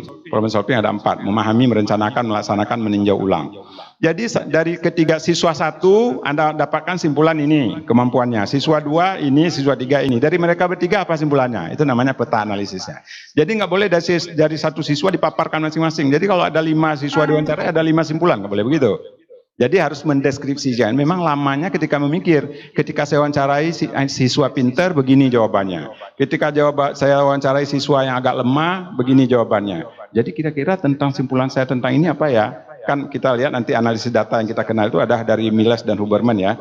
Reduksi data, apa tadi, transkripsi data, kemudian ada 3 ya langkah. Nanti kita lihat. Next. Nah, kemudian dilakukan analisis atau keseluruhan aspek untuk memahami makna hubungan ini secara keseluruhan. Kalau tadi kan, kalau di lapangan kan hanya bagian-bagiannya aja waktu setelah data terkumpul secara keseluruhan. Nah, ada 3 langkah analisis data kualitatif yang sering dipakai adalah Miles dan Huberman ini, yaitu adanya transkripsi data, penyajian data, dan penarikan kesimpulan. Apa transkripsi data? Ketika ditranskrip, transkrip itu kita ketik ulang. Kemudian untuk utuh semua itu nanti kita buat di lampiran. Lampiran namanya transkripsi. Transkripsi hasil wawancara. Nah, kemudian ada kemudian kita pilih ada namanya kita pilih mana data yang perlu, mana data yang tidak. Yang tidak perlu. Halo anak-anak, apa kabar? Selamat pagi. Itu boleh kita buang. Padahal tujuan kita tadi ingin tahu tentang fungsi. Jadi data-data yang tidak perlu kita lakukan ini. Ini dulu kita pilah. Gitu ya. Kemudian ada penyajian data. Kemudian yang ketiga penarikan kesimpulan. Ini harus dibuat. Jadi yang berat di sini adalah pada penarikan kesimpulan. Yang agak langka, yang paling berat adalah dan itu harus dinarasikan, deskriptif, gitu ya, dideskripsikan. Next. Masih ada waktu ya. Nah, contoh judul penelitian kualitatif, judul penelitian kualitatif ini ya, kesulitan yang dialami siswa SMA Negeri 1 Banda Aceh dalam memahami materi geometri. Kemudian kesalahan guru Banda Aceh dalam menyelesaikan soal-soal pembuktian. Ini dari judulnya udah tahu nih, kesulitan tidak mungkin dilacak secara kuantitatif. Kesalahan secara kuantitatif nggak bisa dari judul. Jadi kita melihat kuanti atau kualinya itu dari judulnya udah ketahuan. Ya. Oke, jadi nah inilah bingkai teori untuk riset kualitatif ya. Satu lagi, nanti baru kita buka sesi diskusi. Next. Satu lagi adalah mixed method. Ini tadi yang kata Pak Dekan. Ya, nah, metode campuran. Nah, metode campuran atau mixed method ini adalah metode penelitian yang menerapkan kombinasi dua pendekatan secara sekaligus. Nah, baik kuantitatif dan maupun kualitatif dalam satu rangkaian penelitian. Jadi satu penelitian, nah dilakukan dengan dua pendekatan. Nah, metode penelitian ini menjadi populer seiring berkembangnya penelitian kuantitatif dan kualitatif, terutama dalam penelitian ilmu sosial dan humaniora ini tadi awalnya. Next. Nah, masalah yang dihadapi oleh para pakar semakin hari tentu semakin kompleks sehingga menerapkan kadang-kadang dengan satu pendekatan saja itu nggak cukup, kurang memadai. Kita perlu memadukan dua. Jadi untuk menjabarkan kompleksitas ini diperlukanlah tadi metode penggabungan dua metode. Nah, saat ini penelitian metode campuran ini telah berkembang menjadi seperangkat prosedur. Jadi dia udah berdiri sendiri. Jadi kalau dulu mungkin belum waktu awal-awal ditemukannya orang memadu. Jadi gini, kebutuhan metode ini karena tuntutan. Misalnya kita tahu sekarang ada research and development. Mengapa jadi R&D? Karena kuantitatif nggak cocok, kualitatif nggak cocok. Cocoknya apa ini? Buatlah nama baru, R&D, research and development. Nah gitu. Jadi itu juga yang metode campuran ini tadi. Nah, jadi next. Nah, salah satu manfaat yang diperoleh dari kombinasi penelitian kuantitatif dan kualitatif adalah memberikan pemahaman yang lebih luas. Ini tolong digaris bawahi. Tujuannya harus memberi pemahaman yang lebih luas terhadap masalah yang diteliti. Saya ambil contoh. Ada penelitian ingin melihat prestasi anak yang berasal dari sekolah berbasis agama, misalnya MAN, dengan SMA, di prodi matematik tarbiyah. Mana yang lebih, ternyata hasilnya menggambarkan yang berbasis yang tidak berbasis agama, katakanlah dari sekolah umum itu lebih unggul dari sekolah madrasah misalnya gitu ya. Nah, kalau selesai secara kuantitatif selesai. Saya sudah menemukan bahwa yang sekolah umum lebih unggul dari sekolah madrasah. Tapi peneliti saya ingin tahu ya, mengapa yang umum itu lebih baik? Diwawancarai lah. Kamu matematiknya dulu berapa jam setiap hari? Ternyata ada 4 jam. Di yang madrasah berapa 2 jam? Lah kan pantas. Yang jumlah jamnya sedikit menghasilkan produk yang lebih rendah dibandingkan dengan yang jam belajarnya 4 jam. Jadi itu memperluas, itu tadi yang dimaksud dengan memperluas apa tadi? Cakupan penelitiannya. Jadi betul-betul dia ingin mendapatkan informasi yang jauh, bukan sekedar bahwa dengan statistik dia menyatakan bahwa yang sekolah umum lebih baik dari sekolah yang dari madrasah. Gitu. Next. Jadi tadi nah, bagaimana strategi penelitian metode campuran? Ada 6 strategi, maaf saya tidak jelaskan semua. Nah, strategi yang pertama adalah explanatory sequential. Kemudian yang kedua strategi exploratory sequential, kemudian strategi transformatif sequential, triangulasi konkuren, dan strategi embedded konkuren, dan strategi transformasi konkuren. Jadi ada 6, mungkin saya terangkan hanya 3 atau 4. Nanti silakan lanjutkan. Next. Nah, perlu saya ingatkan tadi mungkin dari awal belum ya. Kalau Anda ingin memadukan atau kita ingin memadukan kuanti dengan kuali, itu harus betul-betul sesuai untuk mendukung tujuan penelitian yang ingin dicapai. Jadi tidak boleh sekedar memadukan. Jadi jadi menjadi indah. Perpaduan ini menjadi lebih indah jangan sekedar memadukan. Jadi seperti memadu kopi dengan gula dalam buku Brennan disebutkan, sehingga menjadi nikmat yang meminumnya gitu. Jangan seperti memadukan air dengan minyak, nggak pernah menyatu gitu ya. Ini kuantitatifnya sendiri, kualitatifnya sendiri. Jadi tidak saling mendukung. Kalau tadi saya ambil contoh, tadi yang berbasis umum dengan agama, yang atau sekolah madrasah, mengapa lebih baik kan memberi kontribusi ternyata. Jadi betul-betul aspek kuanti dan kualinya itu menyatu. Jadi tidak boleh terpisah. Tidak tahu ini kuanti, ini kuali. Jadi tidak indah. Dalam buku Julia Brennan disebutkan seperti itu, bahwa harus seperti memadukan kopi dengan memang saling mendukung. Jadi ya, data kuantitatif mendukung kualitatif, maupun data kualitatif juga mendukung data kuantitatifnya. Nah, jadi strategi explanatoris yang pertama ini merupakan strategi yang cukup populer dalam penelitian mix ini, yang seringkali digunakan oleh peneliti yang cenderung pada proses kuantitatif. Cenderung itu artinya apa? Dia sebenarnya risetnya kuantitatif yang tujuan utamanya. Saya ulangi, dia tujuannya kuantitatif, tapi didukung oleh informasi kuali. Itu cenderung ke kuanti, berarti riset green design-nya, desain orientednya adalah kuanti, tapi datanya didukung oleh data itu disebut explanatory sequential. Ada juga sebaliknya nanti, bahwa ya sebenarnya tujuannya kuali. Tujuannya dia ingin mendapatkan informasi kualitatif, tapi didukung oleh data kuanti. Ya, itu kita lihat. Nah, strategi yang ini yang pertama tadi, explanatory sequential ini diharapkan dengan pengumpulan data dan analisis kuantitatif pada tahap pertama, diikuti oleh data analisis data kualitatif pada tahap kedua, yang dibangun berdasarkan data awal dari kuantitatif tadi. Gitu. Ingat, tapi tujuan utamanya adalah proses kuantitatif ya. Next. Kemudian yang kedua, strategi yang kedua, prioritas utama lebih diberikan pada data kuantitatif, sudah saya sebutkan. Nah, mixnya ini dalam strategi ini terjadi ketika hasil awal kuantitatif menginformasikan proses penggunaan pada aspek kualitatifnya. Nah, kemudian langkah untuk menggunakan segini seperti pada gambar berikut, coba next. Nah, bagaimana kita melakukan ini, diagramnya juga kecil tadi. Jadi yang pertama kita mengumpulkan data kuantitatif, kemudian kita menuju ke kualitatif. Tapi yang besarnya adalah kuanti. Contoh tadi saya ambil adalah ketika melihat mana yang lebih unggul anak yang sekolah umum dengan, itu kan kuanti ya. Ada uji statistik di sana, uji beda namanya ya. Jadi nanti cari rata-ratanya, simpangan bakunya di sini lalu kita bandingkan. Nah, tapi informasi itu diperkuat oleh informasi kualitatif gitu. Nah, ini saya kira ini yang kedua. Next, lanjut aja. Yang sebaliknya itu yang satu lagi juga berbalik arah. Nah, rancangan explanatory sequential biasanya digunakan untuk menjelaskan dan menginterpretasikan hasil-hasil kuantitatif yang berdasarkan hasil pengumpulan data kualitatif. Next. Rancangan ini berguna ketika balik lagi. Nah, rancangan ini berguna ketika muncul hasil-hasil yang tidak diharapkan pada penelitian kuantitatif. Misalnya di kuantitatif kita menduga bahwa yang SMA ini lebih baik dari SMP, SMA dengan madrasah, karena jamnya lebih banyak. Ternyata kok justru yang madrasah yang unggul. Itu kan ini kan bukan dia, nggak tahu statistik ngomong begitu, nggak bisa ngomong begitu. Lalu lakukanlah wawancara. Ternyata ini kita perlukan nih rancangan ini tadi ya. Jadi bukan sekedar diam selesai, kan sudah selesai itu. Jadi mendapatkan informasi tadi.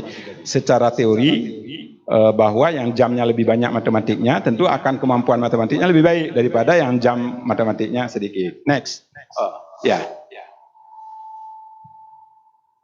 Nah, kemudian salah satu kekuatan rancangan ini adalah sifat keterus-terangan dan juga rancangan ini mudah dideskripsikan. Yang tadi explanatory. Nah, kelemahan utama rancangan ini terletak pada lamanya waktu dalam pengumpulan data. Lama karena tadi dari kualitatif, kumpulkan lagi ada 2 fase ya.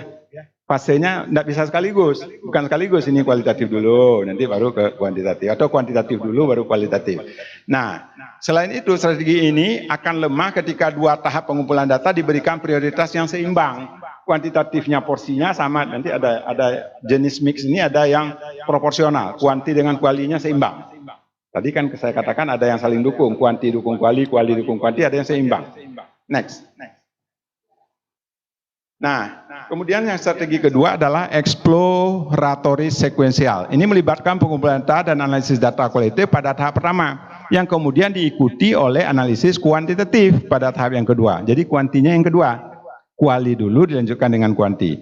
Nah, prioritas lebih cenderung pada data kuali. Jadi ini sebenarnya penelitiannya kuali, tapi didukung oleh data kuanti. Nah, dan proses pencampuran mixing antara kedua metode ini terjadi ketika peneliti menghubungkan antara analisis data kualitatif dan pengumpulan data kuantitatifnya. Next.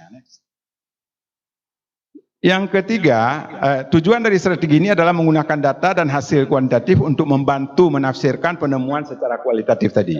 Fokus utama dalam strategi eksploratoris ini adalah mengeksplorasi suatu fenomena. Sedangkan strategi eksploratoris sekuensial lebih cocok untuk menjelaskan dan mengintegrasikan hubungan-hubungan yang terjadi. Next. Kemudian, ini Morgan menyatakan bahwa strategi ini cocok digunakan untuk menguji elemen-elemen dari suatu teori yang dihasilkan dari tahap-tahap atau dari fase kualitatif. Strategi ini tepat digunakan oleh peneliti bila ingin mengeksplorasi suatu fenomena, tetapi juga ingin memperluas penemuan-penemuan kualitatifnya. Dia ingin dapat kualitatifnya diperluas lagi gitu. Ingin diterapkan, ingin diuji cobakan barangkali. Next. Nah, keunggulan strategi ini, pendekatan dua tahap, kuanti dan kuali diikuti oleh pendekatan kuanti, ini membuat strategi ini mudah diwujudkan, mudah juga dirilis dan dilaporkan. Kelemahan mengharuskan peneliti untuk menjalani waktu yang ini sama aja ya. Kalau mix ini memang di waktu, karena kita dua ada kuantitatif, ada kualitatif, di waktu. Next. Nah, kemudian ada triangulasi konkuren. Konkuren itu yang geometri dengan saya tahu ya. Ada titik konkuren, bukan kongruen. Konkuren itu seperti ini, garis tinggi, garis bagi, garis berat itu melalui satu titik. Titik itu disebut titik konkuren. Ya, garis tinggi, garis bagi, garis berat itu pada segitiga itu adalah konkuren melalui satu titik. Nah, dulu namanya titik berat diberi nama. Jadi konkuren itu ya, kita lihat apa maknanya di sini. Mungkin hampir sama juga ini. Jadi strategi triangulasi konkuren mungkin menjadi satunya strategi dari 6 strategi metode sempurna yang paling populer. Dalam strategi triangulasi konkuren, peneliti mengumpulkan data kuantitatif dan kualitatif secara konkuren. Jadi kalau tadi kan bisa kuanti dulu, kuali dulu, ini enggak sama-sama. Konkuren itu kan jadi milik bersama tadi ya. Jadi dikumpul dalam satu waktu, kemudian membandingkan dua database ini untuk mengetahui apakah data konvergi perbedaan-perbedaannya itu. Jadi pengumpulan datanya bersama-sama, kuanti kuali gabung, jadi bersama dalam satu keadaan, dalam satu situasi, dalam satu waktu. Jadi maka disebut konkuren. Jadi. Next. Nah, kemudian dalam strategi ini pencampuran atau mixing terjadi ketika peneliti sampai pada tahap interpretasi dan pembahasan. Nah, pencampuran tersebut dilakukan dengan meleburkan dua data penelitian menjadi satu. Jadi ya. Jadi tadi dua data dilebur menjadi satu. Nah, seperti mentransformasikan satu jenis data menjadi data yang lain. Kita tahu ya, data kuali dapat ditransformasi menjadi kuanti. Saya ingat kan, data kuali misalnya hasil angket yang Anda bagikan bisa ditransformasikan menjadi, nah nanti diolah secara kuanti, itu maksudnya tadi. Jadi seperti mentransformasi satu jenis data menjadi jenis data yang lain. Begitu juga data kuanti, bisa juga dikualikan untuk menyatakan baik, kurang baik, gitu ya. Ketika dia dapat skornya antara sekian kan kita katakan baik, baik itu kan kualitatif ya. Tapi kalau scoring adalah kuantitatif. Next.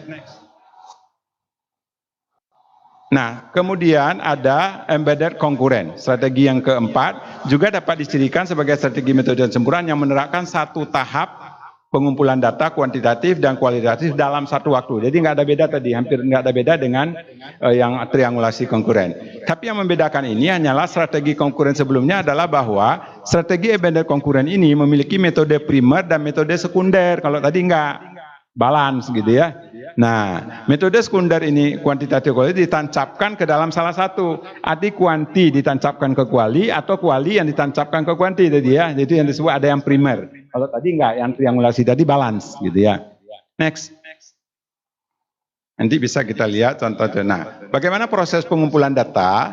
Ini yang pertama dilakukan identifikasi, tentukan jenis data yang baik. Jadi ini saya kira ini mengikuti prosedur pengumpulan data. Apakah itu tadi kita dominan ke kuantitatif atau dominan ke kualitatif? Saya kira kalau tadi kan mengumpulkan data kuantitatif sudah, kualitatif juga sudah. Nah, ini saya kira kita lihat bagaimana untuk mix ini. Nah, identifikasi dan tentukan jenis data baik kualitatif maupun kuantitatif yang akan dikumpulkan selama penelitian itu harus jelas. Kemudian data kuantitatif seringkali dipilih dengan random sampling agar masing-masing individu memiliki kesempatan yang sama untuk diseleksi sebagai sampel. Nah, sampel ini dapat digeneralisasi untuk populasi yang lebih luas. Itu tadi salah satu ciri kuantitatif. Next. Nah, meskipun demikian, sampling juga ditetapkan dalam pengumpulan data penelitian kuantitatif untuk memilih individu yang benar-benar telah mengalami fenomena utama yang diteliti. Nah, strategi metode campuran,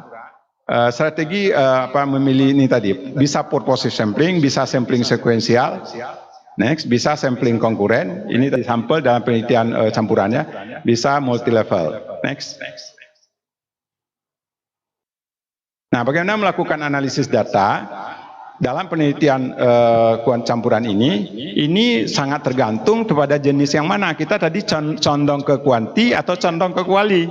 Kalau condong ke kuanti, ikuti prosedur kuanti. Kan tadi kita udah bahas ya, pakai statistik, uji normalitas, uji homogenitas gitu ya.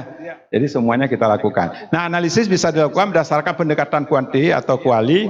Nah, kemudian atau antar kedua-duanya. Boleh, yang tadi boleh karena seimbang. Dua-duanya. Tadi yang konkuren kita harus melakukan dua-duanya di analisis. Next. Nah, ini literaturnya. Contoh penelitian ini ada dibuat nggak contohnya? Kalau nggak nanti kita ini nggak ada ya. Baik. Jadi yang mixed method, barangkali tadi contoh kualitatif tadi, contoh yang ada dia kualitatif atau dia kuantitatif bisa kita giring menjadi mixed method. Misalnya tadi kan perbandingan antara perbandingan hasil belajar siswa tarbiyah matematik yang berasal dari sekolah umum dan dari sekolah agama. Itu kan kuanti ya, tapi bisa akan jadi mix. Kalau Anda ingin melanjutkan dengan mengapa yang berdasar salah satunya menjadi lebih unggul. Kemudian tadi kesalahan yang dilakukan siswa dalam menyelesaikan geometri, itu kan kualitatif, tapi bisa jadi mix. Ketika di awal dia berikan tes dulu, dia olah datanya, ternyata rata-rata anak dalam geometri sekian, anak yang salah sekian, yang memenuhi kriteria sekian, lalu Anda wawancarai. Itu meskipun judulnya kesalahan, tetapi masih mungkin ini adalah mixed method gitu ya, nanti kita formulasi. Nah baik, saya kira ini yang dapat saya jelaskan sementara. Mungkin nanti akan kita kembangkan pada sesi diskusi ya, tanya jawab. Mudah-mudahan nanti dapat kita inikan dengan baik. Saya kembalikan ke moderator. Ya, terima kasih Bapak atas penyampaian materi yang begitu luar biasa terkait dengan penelitian kuantitatif, penelitian kualitatif, dan penelitian mixed method. Itu merupakan ilmu-ilmu yang kita gunakan, apalagi bagi adik-adik mahasiswa yang sekarang lagi menyusun skripsi, pastinya melakukan penelitian, dan itu menjadi hal yang sangat urgent yang harus kita pahami bersama. Oke, untuk berikutnya kita akan buka sesi diskusi atau sesi tanya jawab. Untuk yang pertama kita buka 3 penanya, baik secara yang hadir di ruang atau penanya yang sudah menuliskan chatnya atau pertanyaannya di chat Zoom. Nanti operator mohon menampakkan pertanyaan-pertanyaan dari peserta kita yang bergabung via online. Oke, mungkin kita utamakan dulu yang hadir di ruangan ini. Ada yang mau ditanyakan? Oke, ada satu orang, Dwi. Silahkan sebutkan nama, kemudian prodi dan pertanyaannya.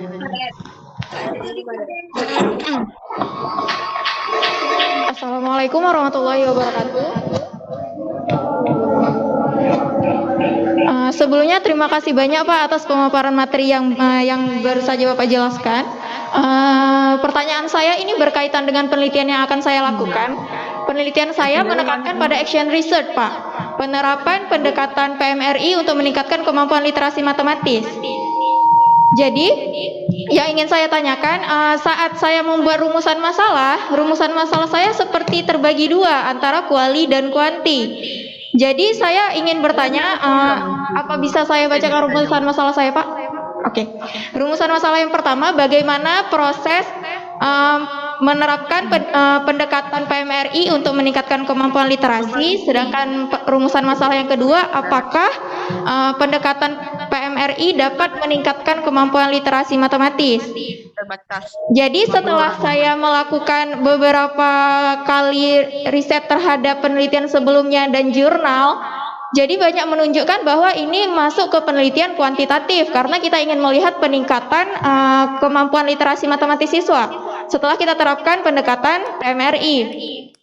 Tetapi saat saya melihat rumusan masalah saya yang pertama, saya berpikir apakah ini lebih cocok juga digunakan dengan kuali seperti itu, karena kita ingin mendeskripsikan bagaimana sih ciri-ciri atau karakteristik pembelajaran dengan pendekatan PMRI yang dapat meningkatkan kemampuan literasi matematis seperti itu, Pak. Sekian pertanyaan dari saya. Terima kasih atas perhatian Bapak. Assalamualaikum warahmatullahi wabarakatuh. Ya, terima kasih Dwi atas pertanyaannya. Bagaimana Bapak, kita lanjut pertanyaan lagi atau langsung dijawab? Boleh. Ada yang lagi yang mau bertanya? Dua orang lagi. Untuk operator Zoom, di Zoom chatnya ada yang mengajukan pertanyaan, coba dicek. Izin bertanya operator. Yang di ruangan ini mau bertanya? Ayub mungkin mau bertanya? Ini kayaknya wajah-wajah para peneliti-peneliti muda yang banyak pertanyaan tapi susah diungkapkan dengan kata-kata. Nanti sangat jumpa pembimbing, itu baru muncul masalah. Izin Sekarang bertanya. ajukan pertanyaan, kita lagi ada pemateri, ada unek-unek ini tanda tanya. Ini penelitian saya kuali atau kuanti ya? Nah, silahkan hari ini ditanyakan pada pemateri kita. Oke. Izin bertanya moderator. Baik, perkenalkan, ini langsung saja ya Pak. Perkenalkan, saya Lismayani dari Prodi Pendidikan Matematika Leting 2018. Mungkin saya nggak bertanya terlalu ini ya, karena saya juga baru semester 6. Jadi di sini saya hanya bertanya tentang proses. Pertanyaannya itu, triangulasi itu kan adalah proses pengecekan keabsahan data. Saya hanya mau bertanya, apa salah satu proses triangulasi itu? Terima kasih.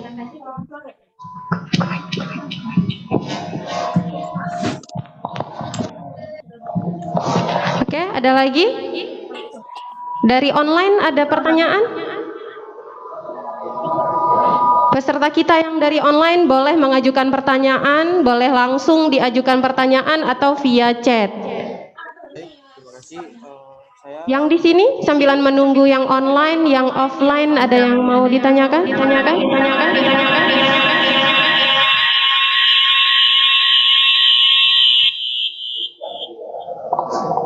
Di chatnya coba dicek ada nggak yang mengajukan pertanyaan? Ada.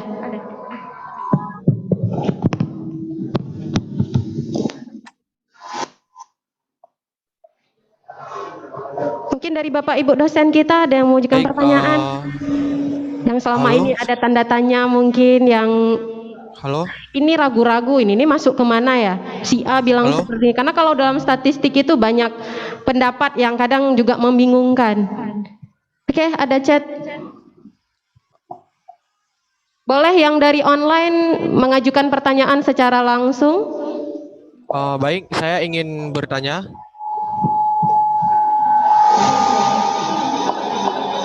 Atau sambil menunggu Pak, kita jawab aja dulu. Halo.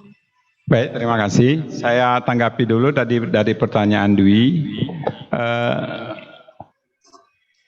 Saya harus katakan bahwa kalau kita melakukan sebuah penelitian, mau kuantitatif, kualitatif, R&D, apapun jenisnya, yang pertama kita lakukan adalah memahami secara utuh apa itu jenis-jenis yang kita lakukan. Yang pertama dari penelitian tindakan kelas atau action research tadi ya. Action research itu pada dasarnya adalah penelitian yang dilakukan guru, tindakan yang dilakukan guru, tindakan nyata guru dalam rangka memperbaiki mutu pembelajaran di kelasnya. Jadi awal sejarahnya PTK itu sebenarnya harus dilakukan oleh guru. Memang ada hadis yang menyatakan boleh kolaborasi, tapi lemah mungkin ya. Jadi boleh kolaborasi untuk mahasiswa. Tapi PTK itu wajahnya sesungguhnya wajah kualitatif. Sampai kapanpun PTK itu berwajah kualitatif. Meskipun Anda mengumpulkan data di dalamnya data kuantitatif. Tak pernah mengganti wajahnya menjadi wajah kualitatif. Kalau begitu, ciri kualitatif tadi adanya triangulasi. Apa langkah-langkah dari kualitatif itu harus Anda lakukan. Jadi ingat ya, bingkai besar. Misalnya ingin meningkatkan, ciri PTK itu kan ada upaya meningkatkan. Jadi selalu ada kata ingin memperbaiki apa. Dari judulnya kita tahu sakitnya apa, obatnya apa, dilakukan di mana. Itu 3 pertanyaan dari judul PTK. Saya ulangi, memperbaiki, meningkatkan apa, dengan cara apa, gitu ya. Tadi Anda obatnya realistik ya. Sebenarnya ada yang harus ditingkatkan, ada yang harus diperbaiki. Nah kemudian yang ketiga dilakukan di mana, gitu ya. 3, karena tadi dia kualitatif itu kan tidak bisa digeneralisasi, maka perlu menjelaskan di mana penelitian ini dilakukan. Mungkin di tempat lain akan berbeda hasilnya. Jadi tadi pertanyaan Dwi tadi ini memperlihatkan jadi ciri kualitatifnya itu harus muncul. Nah, jadi kemudian apa komponen-komponen yang wajib? Misalnya kalau Anda lihat kriteria keberhasilan tindakan yang Anda lakukan itu harus jelas. Bila anak dapat sekian dikatakan baik, bila anak di bawah ini dikatakan tidak berhasil tindakannya. Nah, tindakan yang kita berikan itu bukan sekedar tindakan yang tanpa dasar. Misalnya tadi realistik. Mengapa realistik Anda gunakan? Tentu saja ada backgroundnya, ada kajian teori literatur yang menyatakan bahwa dengan realistik ini akan meningkatkan pemahaman siswa, akan meningkatkan motivasinya dalam belajar, atau apa saja variabel yang yang ingin diteliti tadi. Nah itu pertanyaannya tadi ya, bahwa ini ya untuk meningkatkan literasi. Tapi ini saya lihat pertanyaan 1 dengan pertanyaan 2 rumusan malanya seperti agak kontroversi gitu ya. Agak ini. Tadi pertanyaan satunya apa bunyinya?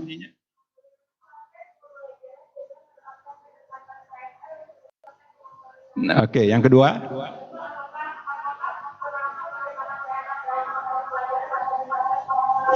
Nah, itu yang sering saya jelaskan, ketika kita menggunakan suatu PMRI itu, tentu saja background teorinya kita sudah punya. Apa di realistik itu yang bisa, jadi ada nilai jualnya. Jadi secara teori kita punya. Tapi jangan di sisi lain, jadi kita ingin mengatakan bahwa meningkat dengan PRMI meningkat. Ya, itu tentu ada background teorinya. Tapi jangan lagi ketika kita ingin melihat peningkatan, di belakangnya kita ingin lihat bagaimana prosesnya, bagaimana aktivitas siswanya, bagaimana kegiatan guru mengelola pembelajarannya. Itu sudah tuntas dulu. Kalau Anda ingin menyampaikan data itu dalam penelitian Anda, itu sebagai kajian awal ataupun sebagai literatur yang sudah dilakukan orang. Jangan lagi kita melakukannya. Jadi kita ada penelitian lanjut yang ingin meningkatkan sesuatu dengan realistik. Jadi bukan lagi mempertanyakan mundur ke belakang bagaimana aktivitasnya, bagaimana gitu ya. Jadi harus kita tempatkan posisi kita sebagai peneliti lanjut atau peneliti awal. Atau barangkali kita ingin melihat bagaimana proses di realistik ini, bagaimana efektivitas realistik ini di kelas. Tapi tadi itu berubah bingkai. Yang tadi judulnya seharusnya ingin meningkatkan sesuatu atau memperbaiki sesuatu dengan sesuatu. Jadi sakitnya apa, obatnya apa, dilakukan di mana. Itu ya kata kuncinya. Dewi. Baik, yang kedua tadi. Coba ulang Bu Santi, apa pertanyaannya tadi siapa? Rismayani ya? Yang nomor 2 tadi tentang triangulasi. Proses pengecekan di triangulasi itu bagaimana? Oh ya, baik. Jadi tadi secara teori, triangulasi, maaf buat mahasiswa yang peneliti kualitatif cukup baca Moleong saja ya. Leksi Moleong, ada buku kualitatif itu. Ada jenis triangulasi. Triangulasi itu sesungguhnya adalah proses pengecekan keabsahan data. Saya ulangi, itu yang disebut dengan triangulasi. Jadi proses pengecekan keabsahan data. Saya ambil, jadi jenisnya ada triangulasi waktu, ada triangulasi sumber. Contoh triangulasi waktu, ketika kita datang mewawancarai mendapatkan data di minggu pertama Juni, datanya begini. Datang lagi di minggu pertama Juli, kita cross check dalam waktu yang berbeda. Tapi saya tidak bisa katakan jenis penelitian apa yang kita harus menggunakan triangulasi waktu, tergantung jenis penelitian kita. Ada juga yang triangulasi sumber. Misalnya tadi saya ambil contoh, seorang peneliti mendeskripsikan kesalahan siswa dalam memahami fungsi siswa SMA. Misalnya, udah dapat ya kesalahannya di sini. Siswa tidak tahu domain, siswa tidak tahu ring, siswa tidak tahu dah. Lalu Anda kira-kira karena informasi ini Anda datang ke guru, bukan mewawancarai guru, Bu, Ibu salah ngajar ya? Enggak, saya nggak pernah salah, bukan itu ya. Tapi Anda tanya, Bu, kalau dalam mengajarkan fungsi seperti apa? Ternyata gurunya Anda bisa menangkap bahwa guru juga barangkali tidak memahami ring, domain, pantaslah muridnya tadi nggak bisa. Misalnya itu namanya triangulasi. Jadi Anda bisa bahas itu namanya triangulasi sumber. Nah, ada juga triangulasi yang lain, triangulasi yang berdasarkan teori. Misalnya ada penelitian tingkat tingkat penyakit diabetes di Aceh paling tinggi di Indonesia misalnya, naudzubillah. Lalu ada orang ingin mengcross-check dari informasi ini, diceklah makanannya, ternyata makanannya adalah kuah belangong, barangkali gitu ya. Itu kan namanya mengecek. Oh, tapi secara teori kuah belangong yang banyak mengandung kolesterol akan berkontribusi terhadap hipertensi, terhadap penyakit jantung. Itu namanya dengan sumber, dengan teori deh. Jadi mengkonfirmasi data yang didapatkan dengan teori yang ada gitu ya. Jadi itu jenis-jenis triangulasi, nanti dapat diinikan lagi. Oke, dua pertanyaan sudah Bapak Materi kita jawab. Dari pihak yang bertanya, sudah cukup puas dengan jawabannya? Oh, ternyata Dwi masih ada tanda tanya. Maaf sekali lagi Pak ya. Jadi seperti ini Pak, setelah mendapat gambaran bahwa penelitian saya memang lebih condong kepada kuali, lalu Pak, saat kita mencari data siswa, setelah saya memberikan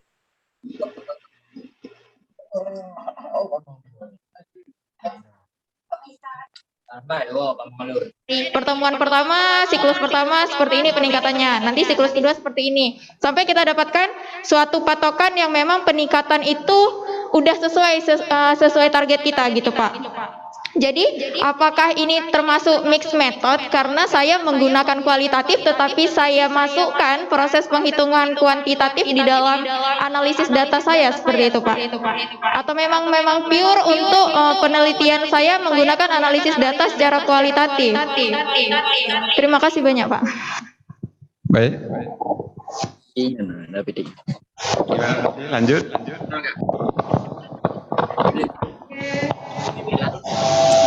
Kita lanjut pertanyaan, mungkin dari online ada, tapi saya nggak nampak. Mana? Oh, dia langsung ngomong ternyata. Oke, silahkan penanya kita yang dari sahabat on. Baik, terima kasih.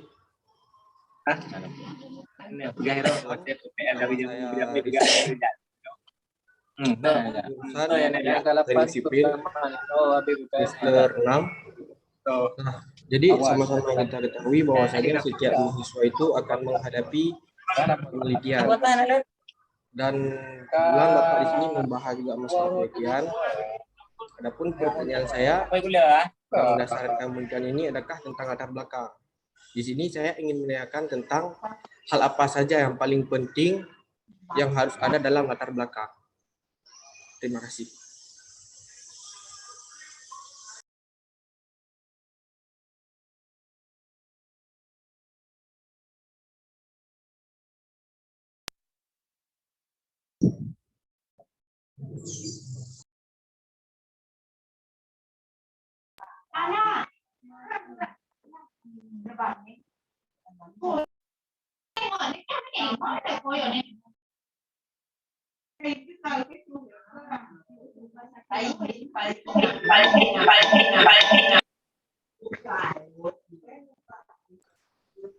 Halo.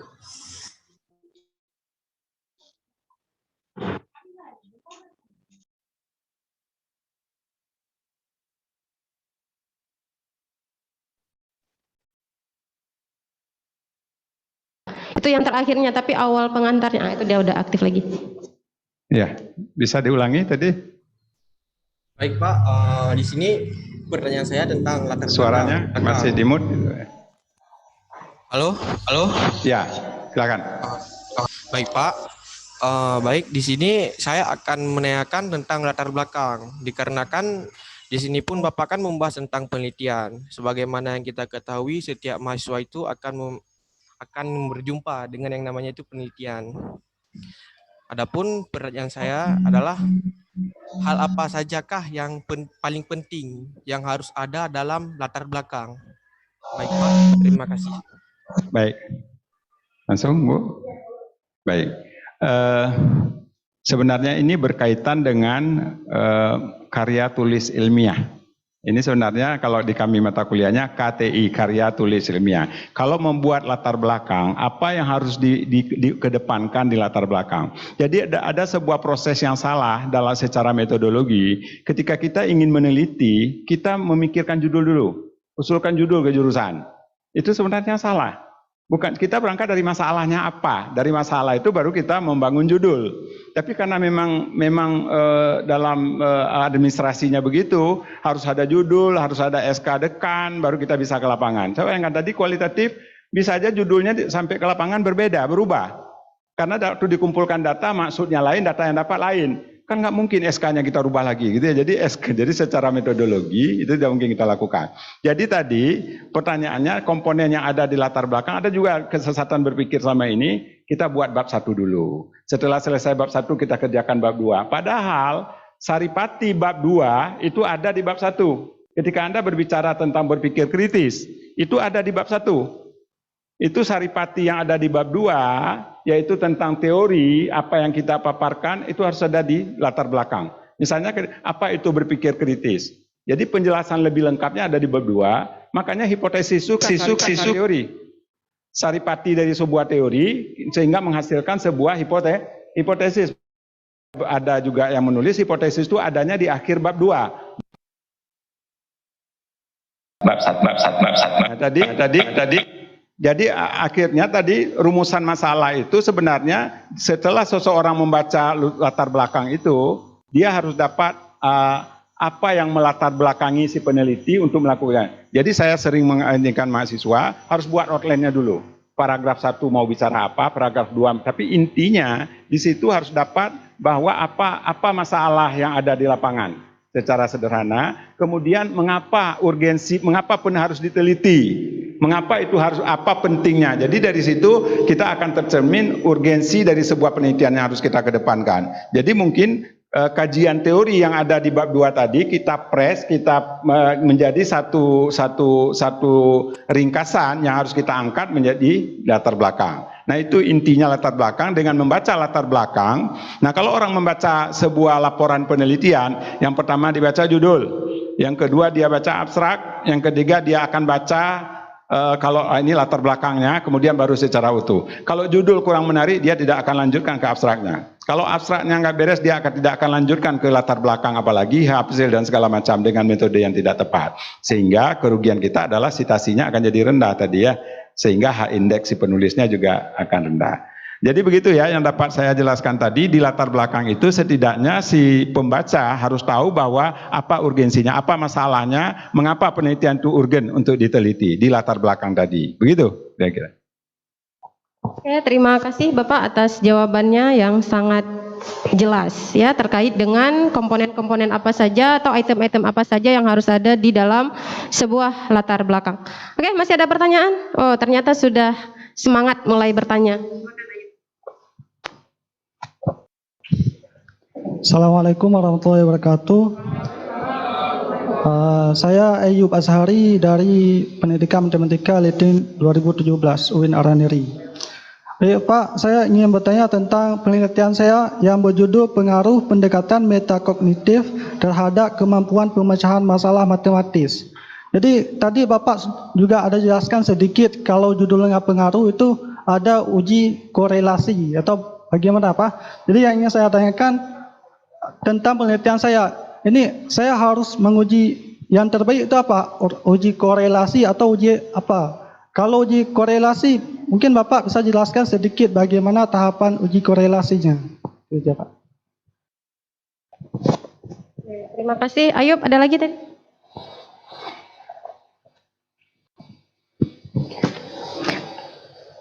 Perkenalkan, nama saya Seli Rizky, jurusan Prodi Pendidikan Matematika Leting 2018. Di sini saya mau bertanya, tadi Bapak ada sebut semakin menarik judulnya, semakin orang ingin membaca dari skripsi tersebut atau proposal tersebut. Di sini saya mau bertanya, adakah tips dan trik agar kami lebih mudah dalam menemukan masalah atau judul yang baik dan tepat, mulai dari penyusunan kata-kata judulnya, Pak?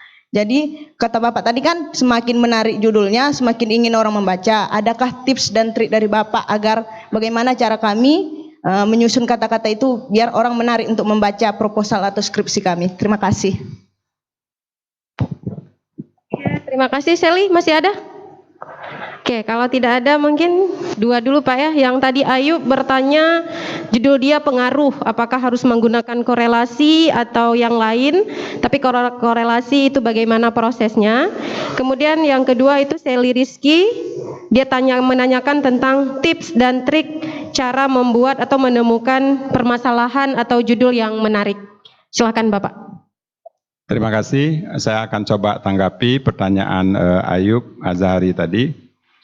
Sebelumnya di dalam mata kuliah statistik kita harus memahami apa makna dari korelasi. Ketika peneliti ingin melihat korelasi antar dua variabel, syaratnya variabelnya harus punya hubungan. Jadi tidak boleh melihat antara fakta.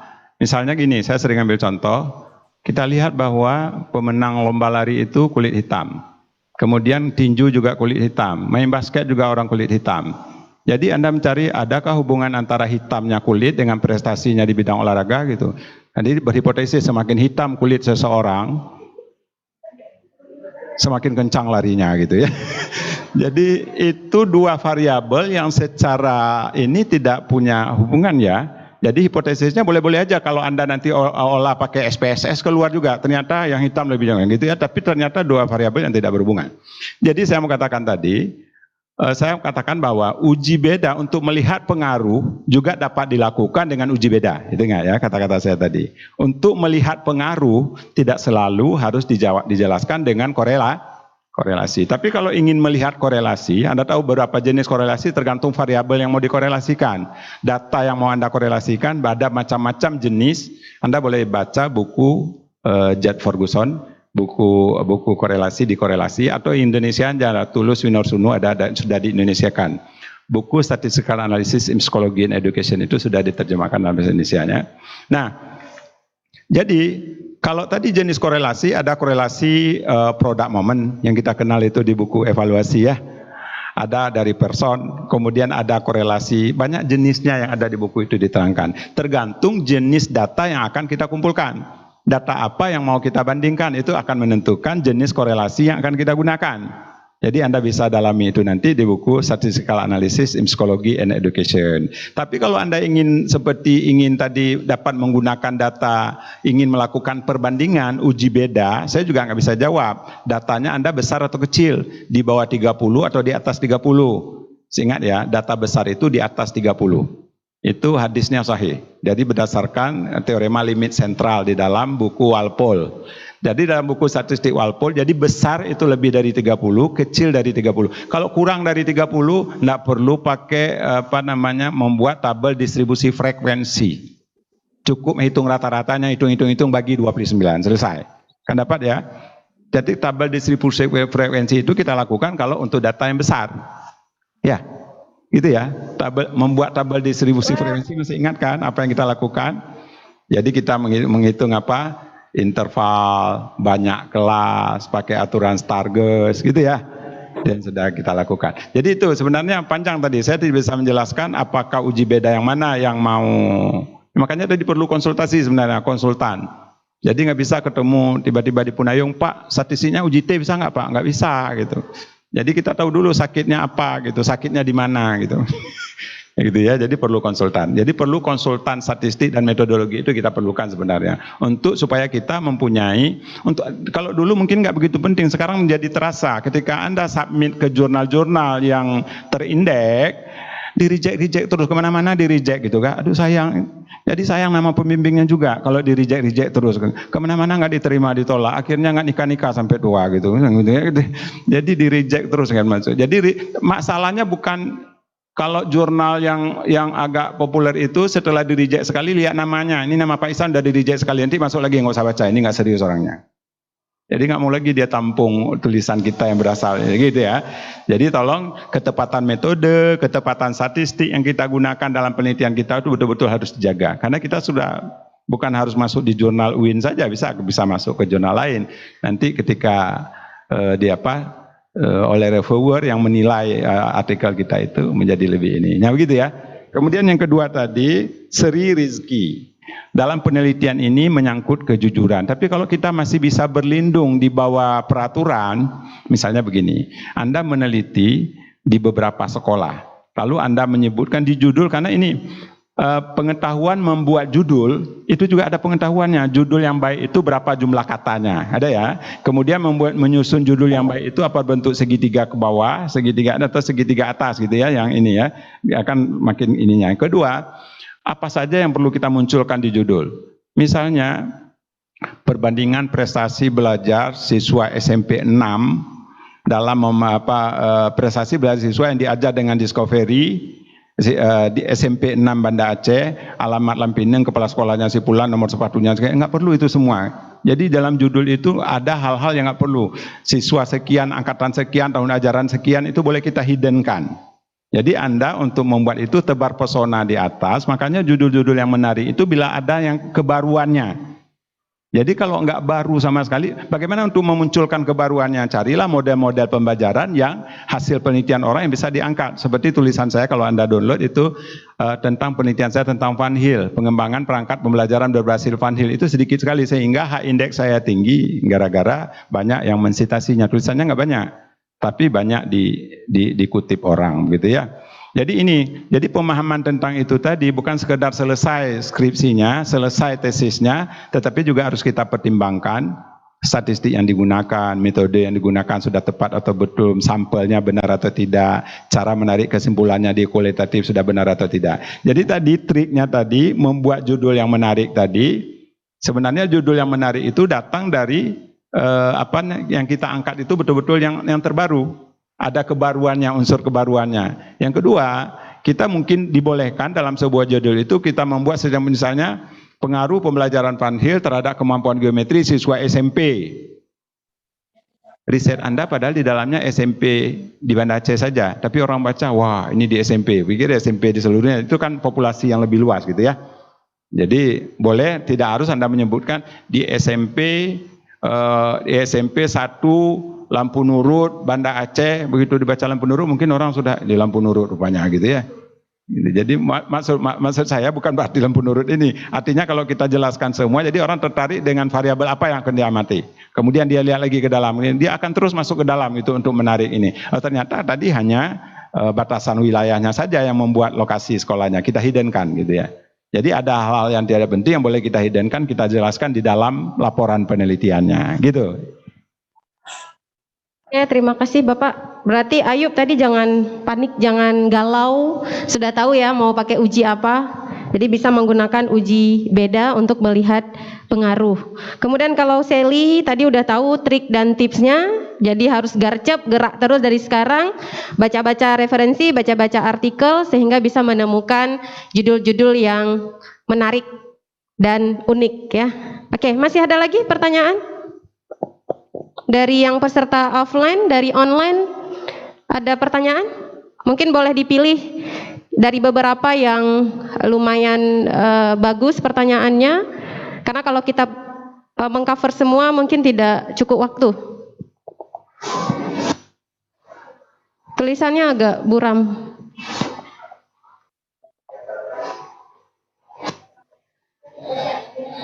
Saya bacakan aja.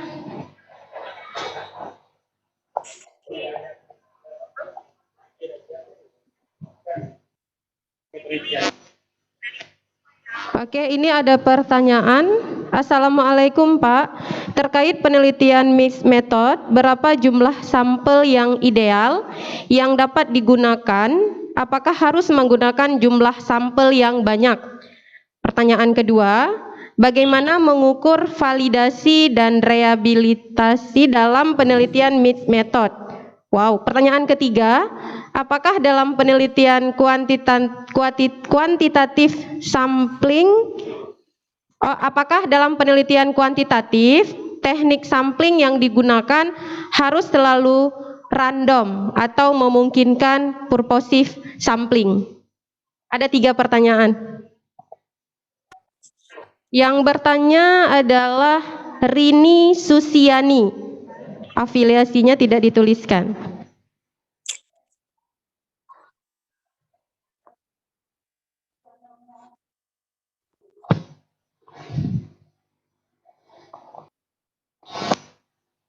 Jawab saja, Pak. Oke, terima kasih. Ini pertanyaan dari Rini, ini bagus. Tapi dari penjelasan saya, kalau Rini tadi sudah mendengar penjelasan dari awal tentang mixed method ini, tadi pertanyaannya, saya dari yang kedua dulu. Yang pertama ya, mixed method, berapa sampel yang ideal? Mixed method itu kan ada tadi yang ada sekuensial, konkuren gitu ya. Explanatory, ada exploratory, ya sekuensial tadi ya. Jadi ada kalau mixnya itu lebih condong ke kuantitatif, saya ulangi, kalau mixnya itu lebih condong atau lebih mengarah ke kuantitatif, lebih berat ke faktor kuantitatifnya, kita ikuti prosedur kuantitatif. Kita mengikuti prosedur kuantitatif dengan memilih sampel yang representatif. Sampel yang representatif kemudian juga dengan teknik sampel yang benar.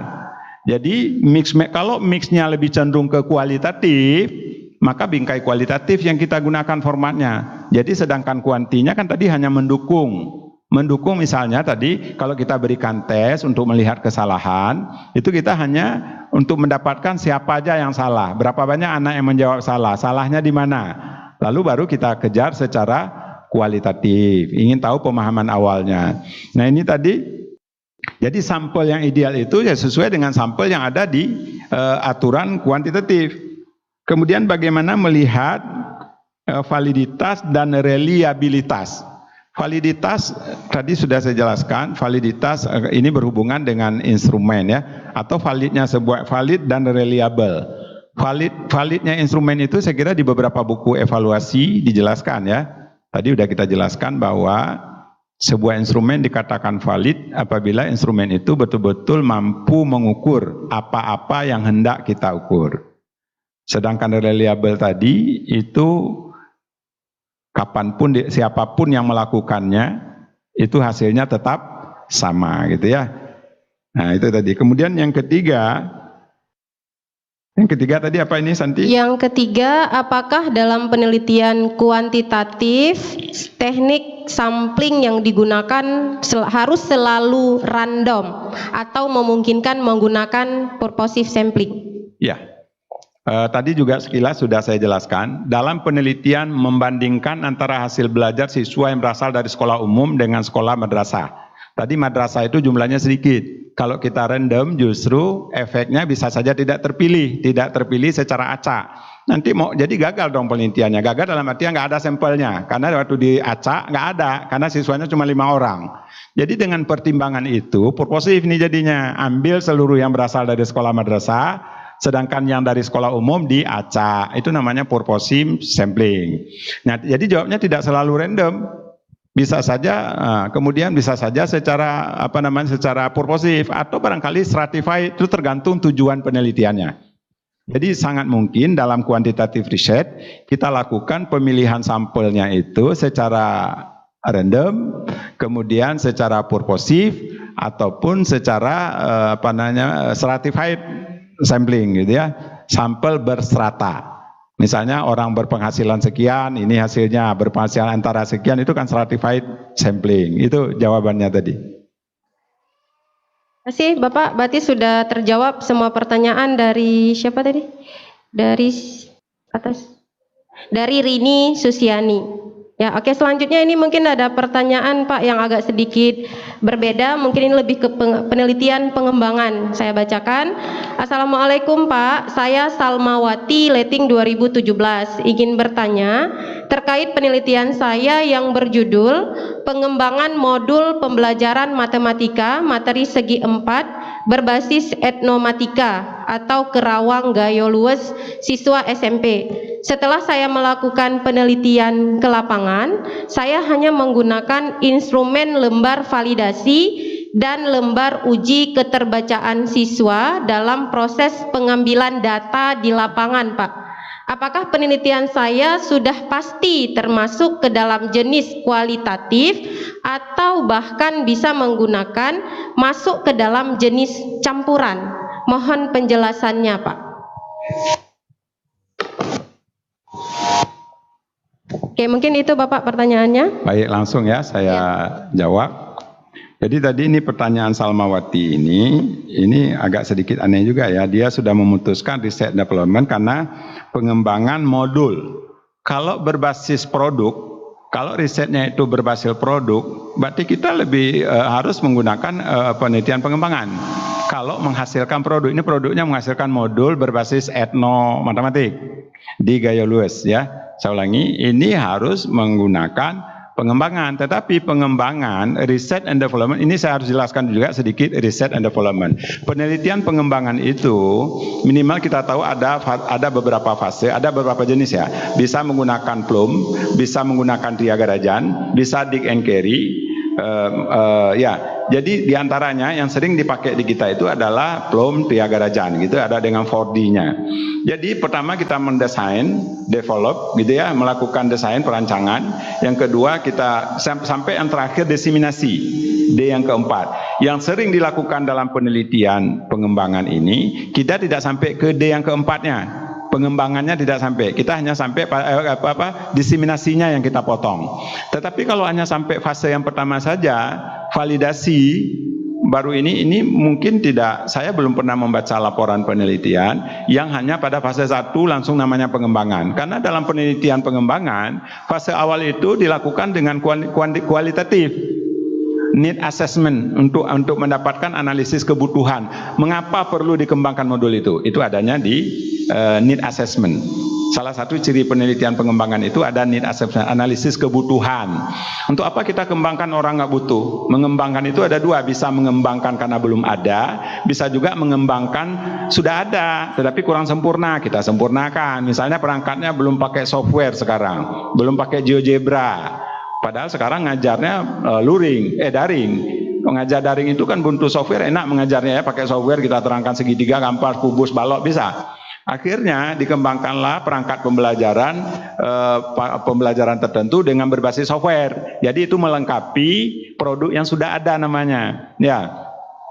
Jadi sebenarnya penelitian pengembangan ini kreatif orangnya yang mengembangkan. Memadukan sepatu dengan roda. Dulu nggak ada loh sepatu roda itu. Jadi konsep sepatu dengan konsep roda digabung jadi sepatu roda gitu ya. Jadi harus orientasinya menghasilkan produk itu tadi. Jadi kalau ini cocoknya kuanti atau kuali, ini juga saya lihat Salmawati perlu mendalami lagi. Pada fase awal penelitian riset and development itu adalah kualitatif. Saya ulangi, untuk mendapatkan need assessment, analisis kebutuhannya. Kemudian pada fase berikutnya, nah ini harus dirubah. Kalau memang Anda mau ke kualitatif, bukan lagi orientasinya menghasilkan produk, tapi dia akan berubah menjadi menghasilkan teori. Nah, beda bingkai menghasilkan teori dengan menghasilkan produk, gitu ya. Nah ini yang bisa saya jelaskan untuk Salmawati. Oke, terima kasih Bapak. Jadi Salma, kalau penelitian pengembangan itu pasti menghasilkan produk ya Pak. Jadi nggak hanya validasi aja yang dilihat, tapi asesmen kebutuhannya atau analisis awalnya itu juga menjadi data dari penelitian kita. Oke, ada lagi yang bertanya? Ada yang hadir di ruang dan yang via Zoom? Yang di ruang ini tidak ada yang bertanya lagi? Oh ada ternyata, silakan. Rizka ya.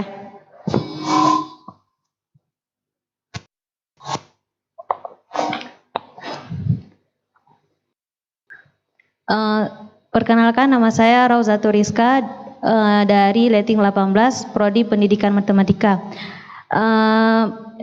Saya ingin bertanya, misalnya kita telah menemukan bagaimana cara kita tahu pendekatan apa yang lebih cocok untuk kita gunakan agar tujuan dari penelitian tersebut tercapai. Demikian, Assalamualaikum warahmatullahi wabarakatuh.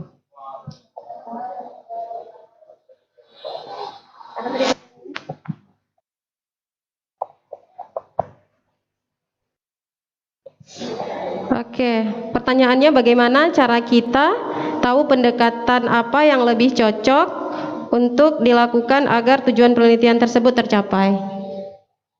Silakan Bapak. Baik, terima kasih. Jadi Rizka, ini sepertinya saya diminta seperti paranormal ini. Tujuannya belum tahu, saya bagaimana harus mengarahkan. Maksudnya tujuan mungkin yang menuntun secara umum, secara global mungkin ya. Jadi ketika melihat masalahnya, masalah ini cocok diselesaikan secara pendekatan kuantitatif atau dengan pendekatan kualitatif atau dengan pengembangan. Nah itu tergantung tujuan peneliti mau apa. Kan tadi misalnya contoh NEM siswa di Banda Aceh tahun 2020 nilai evaluasi, mungkin ini ya tadi datanya itu data fiktif barangkali. Jadi adalah belum mencapai rata-rata, belum sampai sesuai dengan harapan. Misalnya NEM-nya itu kita harapkan 4, ternyata masih 3,1 misalnya gitu ya. Itu masalah. Itu kita cari, ada yang tertarik dengan kualitatif. Apa faktor penyebab NEM anak rendah itu dikejarnya secara kualitatif. Ada juga yang tertarik dengan secara kuantitatif. Dia memberikan sebuah treatment, dites lagi nanti setelah ketahuan bahwa NEM-nya meningkat setelah diberikan treatment itu. Jadi itu sangat tergantung masalah. Bisa masalahnya tunggal, diselesaikannya bisa secara kuantitatif, bisa juga diselesaikan secara kualitatif. Tergantung apa tujuan dari si peneliti itu sendiri gitu ya, Rizka. Jadi harus tahu, kalau mungkin tadi kalau ada masalahnya diangkat tujuannya secara umum, saya bisa jawab bahwa tujuan yang cocok, pendekatan yang cocok untuk tujuan ini adalah dengan kuanti atau kuali atau dengan menggunakan mix method gitu. Terima kasih. Oke, gimana Rizka? Jadi kalau tujuannya nggak ada, kita nggak tahu nih masuk ke kuali, ke kuanti atau mix. Jadi setidaknya ada dulu tujuan yang mau kita capai apa, sehingga nanti bisa diarahkan, oh ini ke kuali, kuanti atau mix. Ya, jadi itu pertanyaan ini misalnya membutuhkan, tadi kata Bapak ada ilmu paranormalnya. Oke, masih ada pertanyaan? Ada.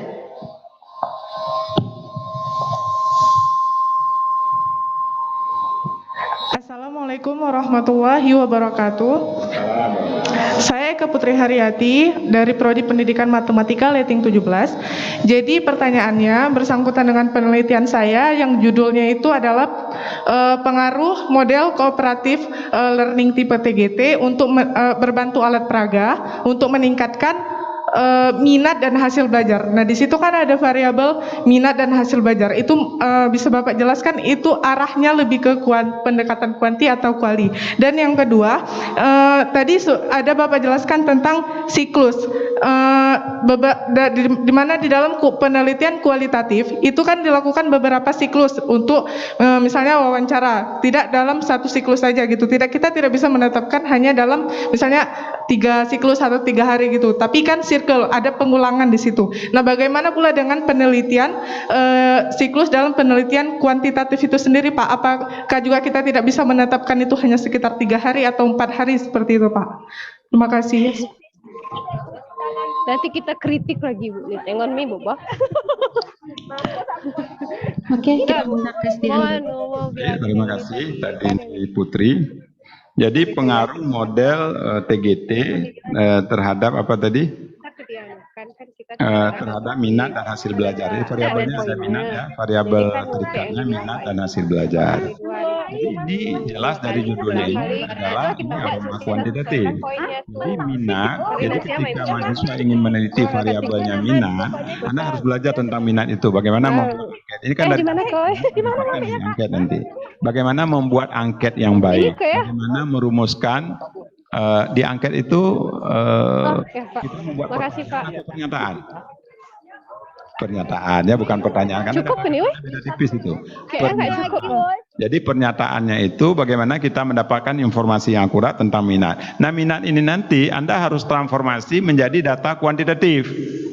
Misalnya ada yang menjawab setuju atau 012 itu dikuantitatifkan. Setelah dia kuantitatif diolah secara statistik gitu ya.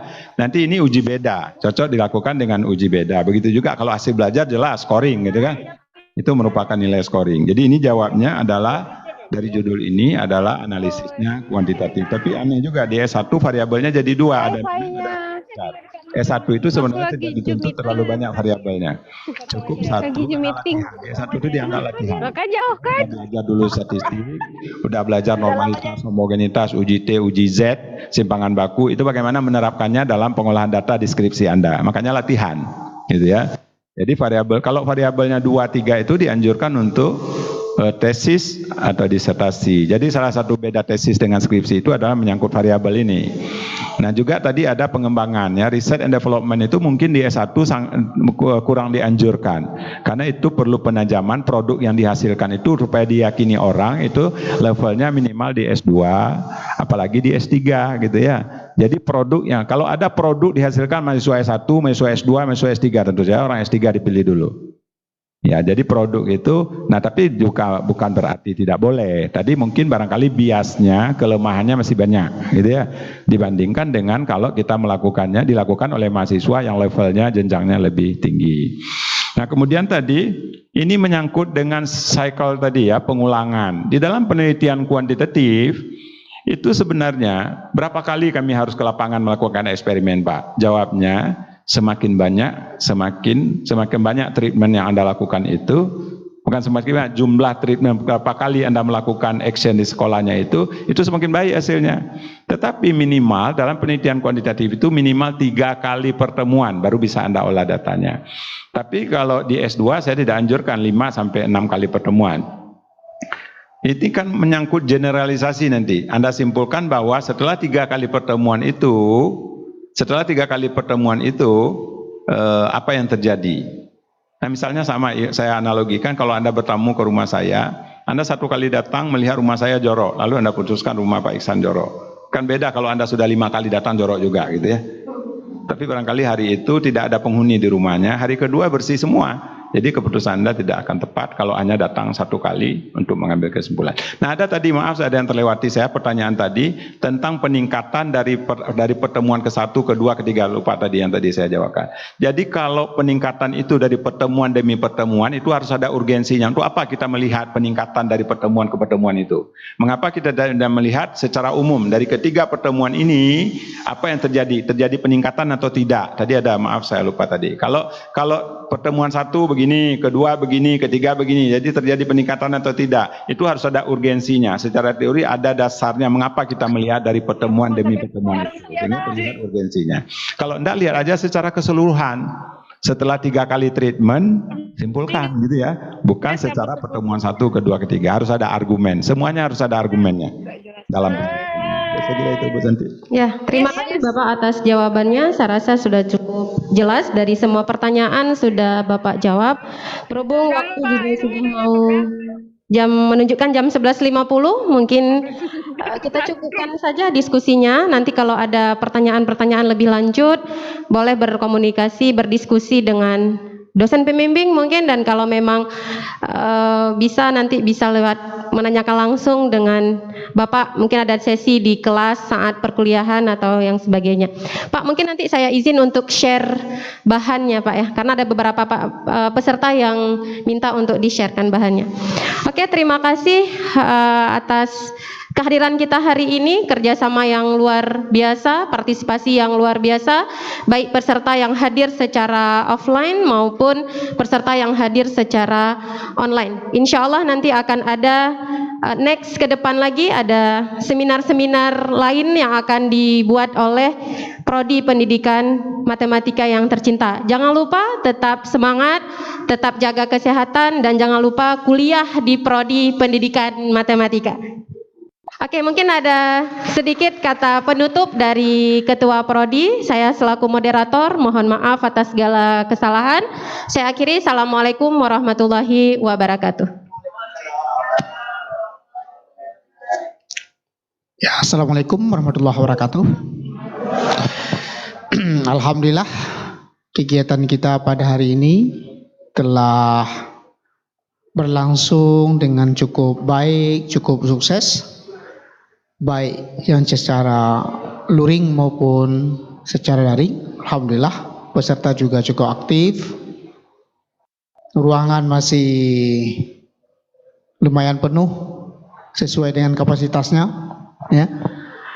Dan terima kasih banyak kepada Bapak Dr. M. Ihsan, narasumber kita kali ini. Alhamdulillah yang sudah luar biasa ya menyampaikan materinya, dan semoga apa-apa tadi yang sudah dipaparkan, didiskusikan, benar-benar nanti bisa kita terapkan dalam menyusun karya ilmiah. termasuk juga bagi Bapak Ibu guru yang mungkin berhadir secara daring. Nah, semoga nanti juga bisa menerapkan dalam penelitian, terutama ketika memperbaiki mutu pembelajaran di kelasnya masing-masing. Semoga kegiatan ini ke depan bisa kita lakukan lebih baik lagi. Terima kasih kepada Bapak narasumber, kepada semua kru yang telah bertugas, luar biasa, dan hampir tidak ada halangan, tidak ada yang macet, alhamdulillah. Dan terima kasih juga kepada kita semua telah hadir sampai saat ini. Dengan mengucapkan alhamdulillahirabbil alamin, kegiatan ini kita tutup. Kita akhiri. Assalamualaikum warahmatullahi wabarakatuh.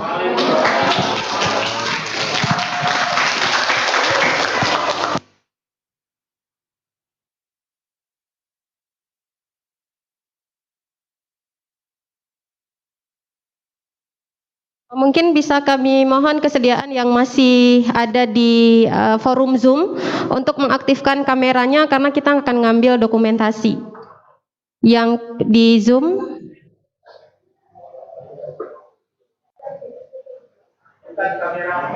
hidupkan kameranya.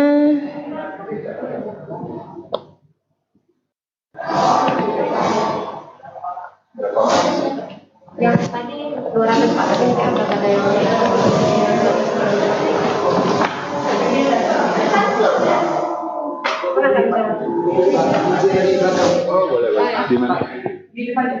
Oh gitu? Ya, kita bergabung semua foto.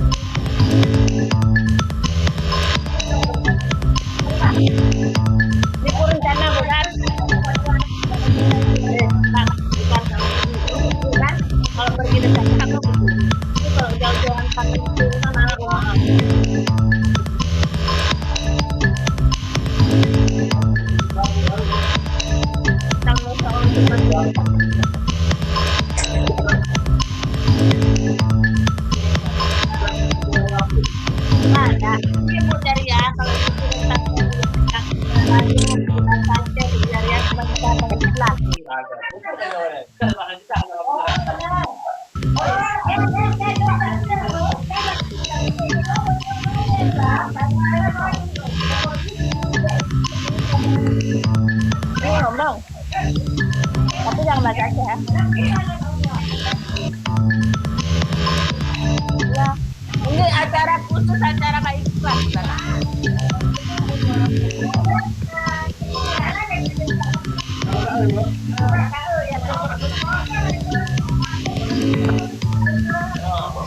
Soalnya si asisten kalau acara kayak iklan. Ya.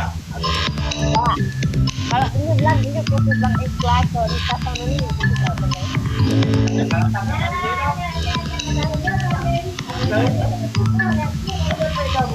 oh nggak apa-apa, nggak ada din lagi, nggak ada din lagi.